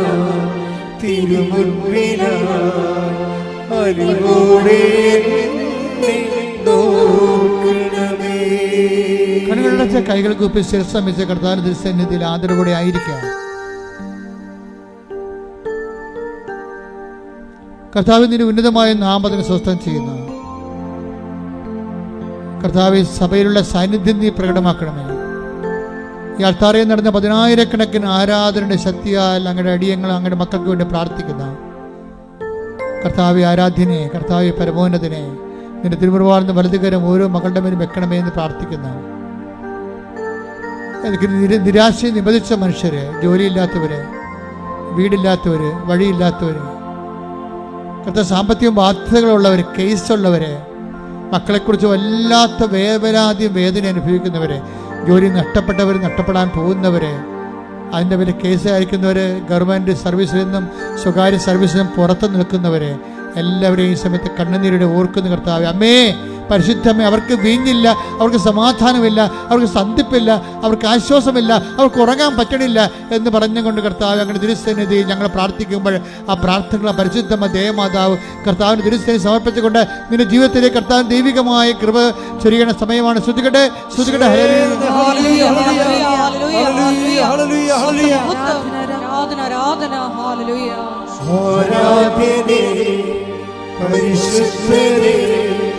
പരമോന്നതാ യേശുവേ, തിരുമുൻപിനായി അലിവോടെ എന്നെ നോക്കണമേ. പരിശുദ്ധ പരമദിവ്യകാരുണ്യത്തിന് എന്നേരവും ആരാധനയും സ്തുതിയും പുകഴ്ചയും ഉണ്ടായിരിക്കട്ടെ. മക്കളെ കുറിച്ച് കൈകള് കൂപ്പി കണ്ണുകൾ അടച്ച് ശിരസ് നമിച്ച് സ്വന്തം കുടുംബത്തിലെ കണ്ണുനീര് ഓർത്തുകൊണ്ട് മാതാവിൻ്റെ കൈകളിൽ പിടിച്ചുകൊണ്ട് ഈശോയ്ക്ക് അത് ഏൽപ്പിക്കുന്ന വലിയ സമയമാണ്. അമ്മേ, പരിശുദ്ധമ്മേ, ദേവമാതാവേ, അനേക ആയിരങ്ങൾ ഇവിടെയും ഓൺലൈനിലും പ്രാർത്ഥിക്കുന്ന ഇന്നുവരെ അമ്മ ചെയ്തിട്ടുള്ള എല്ലാ ഉപകാരങ്ങൾക്കും നന്ദി പറയുന്ന, ഓരോ ദിവസവും നൂറുകണക്കിന് മക്കൾ സാക്ഷ്യം പറയുന്ന ഓർത്ത് സ്വസ്ത്രം ചെയ്യുന്ന, തറയെ നടന്നിട്ടുള്ള 10,000-കണക്കിന് ആരാധനകൾ അമ്മയുടെ പ്രത്യക്ഷഗണത്തിൻ്റെ യോഗ്യതയാൽ അവരുടെ മക്കൾക്ക് അവകാശമാക്കാൻ ഓഹരിയാക്കാൻ അങ്ങനെ അടിയൻ അഭിഷിക്ത കണ്ണീരോടെ പ്രാർത്ഥിക്കുന്നു. കർത്താവെ, സ്വർഗം തുറക്കണമേ, സ്വർഗം തുറക്കണമേ, കർത്താവെ, സ്വർഗം തുറക്കണമേ. അങ്ങയുടെ വിശുദ്ധമായ വലതുകരം അവരുടെ മക്കളിലേക്ക് നീട്ടണമേ. കർത്താവിൻ്റെ കരുണ നിങ്ങൾ ചൊരിയട്ടെ. സാമ്പത്തിക ബാധ്യതകൾ, ശാരീരികമായ രോഗങ്ങൾ, ആശുപത്രിയിൽ കിടക്കുന്നവർ, കേസിൽ അകപ്പെട്ടിരിക്കുന്നവർ, ഭവനരഹിതർ, വിവാഹം ഒത്തുവരാത്തവർ, മക്കളില്ലാത്തവർ, മക്കളെക്കുറിച്ച് വേദന അനുഭവിക്കുന്നവർ, മക്കളുടെ ദൗർഭാഗ്യകരമായ സ്വഭാവങ്ങൾ മൂലം വേദന അനുഭവിക്കുന്നവർ, വിവാഹത്തിൽ ജീവിത പങ്കാളി കിട്ടാത്തവർ, ഇങ്ങനെ വ്യത്യസ്തങ്ങളായ വേദനകൾ അനുഭവിക്കുന്ന എല്ലാവരെയും സമർപ്പിച്ച് പ്രാർത്ഥിക്കുന്ന കർത്താവ്. വിശ്വാസം കുറഞ്ഞവർ, പ്രാർത്ഥന കുറഞ്ഞ ഭവനങ്ങൾ, വിവാഹ ദമ്പതികൾ, മാനസികമായിട്ട് അകന്നു പോകുന്നവർ, കേസ് അകപ്പെട്ടിരിക്കുന്നവർ, അതുപോലെ വിവാഹമോചനത്തിന് വക്കിലേക്ക് പോകുന്നവർ എല്ലാവരെയും സമർപ്പിച്ചുകൊണ്ട് പ്രാർത്ഥിക്കുന്ന ജപ്തി നടപടി നേരിടുന്നവർ, കർത്താവ് ഓരോരോ വിഷയങ്ങളിൽ ഓരോരോ വേദന, കാർഷിക തകർച്ചയുള്ളവർ, മത്സ്യബന്ധന മേഖലകളിൽ വേദന അനുഭവിക്കുന്നവർ, കർത്താവ് സാമ്പത്തിക ബാധ്യതയുള്ളവർ, തങ്ങളുടെ തൊഴിൽ ചെയ്യാൻ നിവൃത്തിയില്ലാത്ത കൊണ്ട് നാടുവിടാൻ ആഗ്രഹിക്കുന്നവർ, എന്നിട്ടും അതിനുള്ള മാർഗം കിട്ടുക വരാത്തവർ, ഇങ്ങനെ ഓരോരോ തരത്തിലെ ജീവിത പങ്കാളികളുമായിട്ട് പ്രയാസങ്ങൾ അകന്ന് ജീവിക്കുന്നവരെ എല്ലാവരും സമർപ്പിച്ചുകൊണ്ട് പ്രാർത്ഥിക്കുകയാണ്. ദൈവത്തിൻ്റെ കരുണ ചൊരിയണമെന്ന് പ്രാർത്ഥിക്കുന്നു. കർത്താവിൻ്റെ കരുണ ചൊരി പ്രാർത്ഥിക്കുക. അടിപ്പിണർ പോലെ വൈദാഖലമായ ദൈവികമായ ശക്തി നിങ്ങളിലേക്ക് കർത്താവിൻ്റെ നാമത്തിൽ ഇറങ്ങി വസിക്കട്ടെ. കർത്താവെ, മാരക രോഗങ്ങൾ, തീരാവേദികൾ, ജീവിത ദുരിതങ്ങൾ, ജീവിത ഭാരങ്ങൾ യേശു ക്രിസ്തുവിന്റെ നാമത്തിൽ മാറിപ്പോകട്ടെ. ശ്രുതികട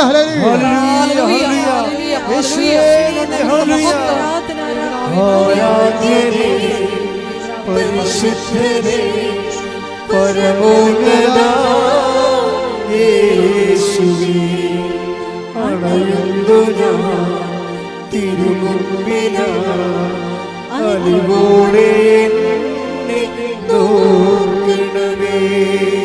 ആരാധ്യനേ, പരിശുദ്ധനെ പരമോന്നത യേശുവേ, അണയുന്നു ഞാൻ തിരുമുൻപിനായി അലിവോടെ എന്നെ നോക്കണമേ. എല്ലാവരും മുന്നേ നിൽക്കുക. സമാപന ആശീർവാദം. ഒരിക്കൽ കൂടി മരിയൻ ഉടമ്പടിയിൽ സമർപ്പിച്ചിരിക്കുന്ന എല്ലാ വിഷയങ്ങളും കൃപാസനത്തിൽ പ്രത്യക്ഷയായ ദേവമാതാവിൻ്റെ മധ്യസ്ഥയിൽ ദിവ്യകാരുണ്യ സന്നിധിയിൽ സമർപ്പിച്ച് ഒരു നിമിഷം നമുക്ക് മൗനമായിട്ട് പ്രാർത്ഥിക്കാം. ഹെബ്രായർ 6:1 തിരുവചനമനുസരിച്ച് ദൈവവചനത്തിൻ്റെ പ്രഥമ പാഠങ്ങൾ പിന്നിട്ട് പക്വതയിലേക്ക് വളരുവാൻ ഈ ആരാധനയിലൂടെ ഞങ്ങളെ പ്രത്യേകമായി അഭിഷേകം ചെയ്യണമേ എന്ന് ഒരു നിമിഷം നമുക്ക് മൗനമായിട്ട് പ്രാർത്ഥിക്കാം. ഈശോയെ, നിർജീവ പ്രവൃത്തികളിൽ നിന്ന് വ്യതിചലിച്ച് ഈശോയെ സജീവ സാക്ഷികളായി പിതാവിലേക്ക് നീ ആരോഹണം ചെയ്തതുകൊണ്ട്, സഹായകനെ ഞങ്ങൾ വാഗ്ദാനം ചെയ്തതുകൊണ്ട് വലിയ കാര്യങ്ങൾ ഉടമ്പടി വഴി ചെയ്യുവാൻ, നിവർത്തിയാക്കുവാൻ, പൂർത്തീകരിക്കുവാൻ ഈ ആരാധനയിലൂടെ ഞങ്ങളെ അഭിഷേകം ചെയ്യണമേ എന്ന് പ്രാർത്ഥിച്ചുകൊണ്ട് ശിരസ് നമിച്ച് നമുക്ക് ദിവ്യകാരുണ്യനാഥൻ്റെ ആശീർവാദം സ്വീകരിക്കാം.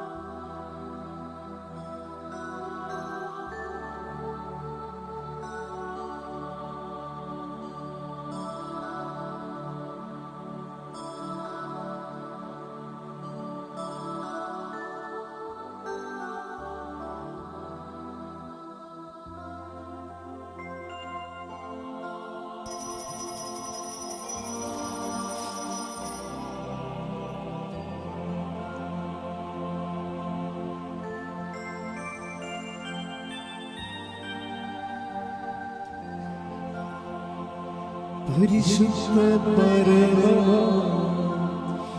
ദിവ്യകാരുണ്യമേ, എന്നുമെന്നും അങ്ങേക്കാരാധന.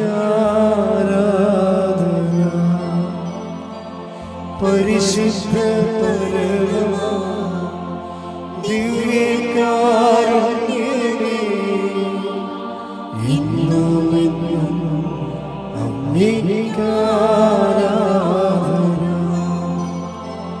പരിശുദ്ധ പരമ ദിവ്യകാരുണ്യമേ, എന്നുമെന്നും അങ്ങേക്കാരാധന.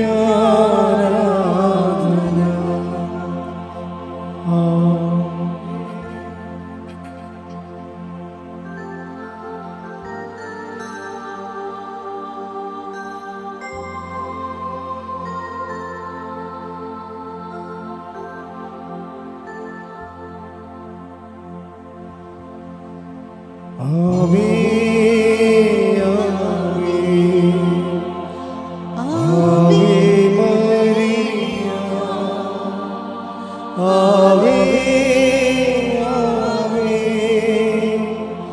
Ave Maria.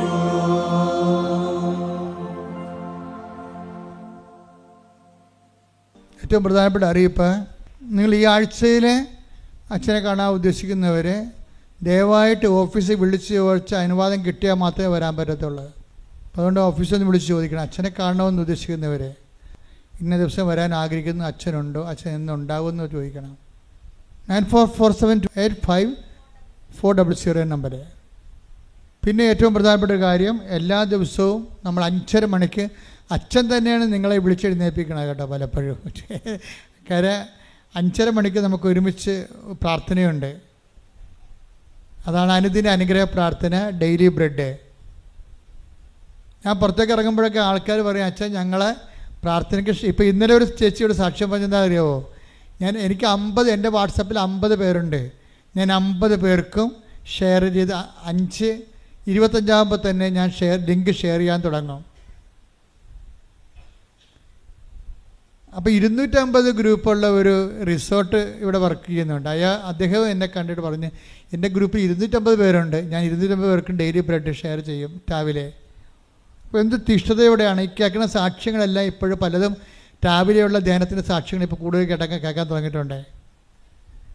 കാര്യം ആകപ്പാടെ 12 മിനിറ്റ് 13 മിനിറ്റൊക്കെ ഉള്ളൂ ആകപ്പാടെ ഉള്ളത്. അതിൽ ഒരു പ്രത്യക്ഷീകരണ പ്രാർത്ഥന ഉണ്ട്, ഏറ്റവും സിമ്പിളായിട്ടുള്ള, ഏറ്റവും നമ്മുടെ 20 വർഷം തികയുന്നതിൻ്റെ ഭാഗമായിട്ട് ലഭിച്ച പ്രത്യക്ഷീകരണ പ്രാർത്ഥന. പിന്നെ ഉള്ളത്, ഇന്ന് നിങ്ങൾ പോകുന്ന ഇടങ്ങൾ, ചെയ്യുന്ന കാര്യങ്ങൾ, ഇടപെടുന്ന വ്യക്തികൾ, സംസാരിക്കുന്ന വിഷയങ്ങൾ, കടന്നു പോകുന്ന ഓഫീസുകൾ, സഞ്ചരിക്കുന്ന വാഹനങ്ങൾ, നിങ്ങൾ എവിടെയായിരിക്കുന്നു അവിടെ ദൈവത്തിൻ്റെ കൃപ ഉറപ്പ് വരുത്തുന്നതിന് വേണ്ടി നിങ്ങളെ പരിശുദ്ധ അമ്മയ്ക്ക് വഴി ഈശോയ്ക്ക് സമർപ്പിക്കുന്ന സമർപ്പണ പ്രാർത്ഥനയാണ് ഫീഡിങ് പ്രെയർ എന്ന് പറയും. പണ്ട് ഞാൻ സ്വന്തമായിട്ട് ചെയ്തിരുന്ന കാലമാണ്. ഞാൻ എവിടെ പോയാലും റൂട്ട് സമർപ്പിക്കും,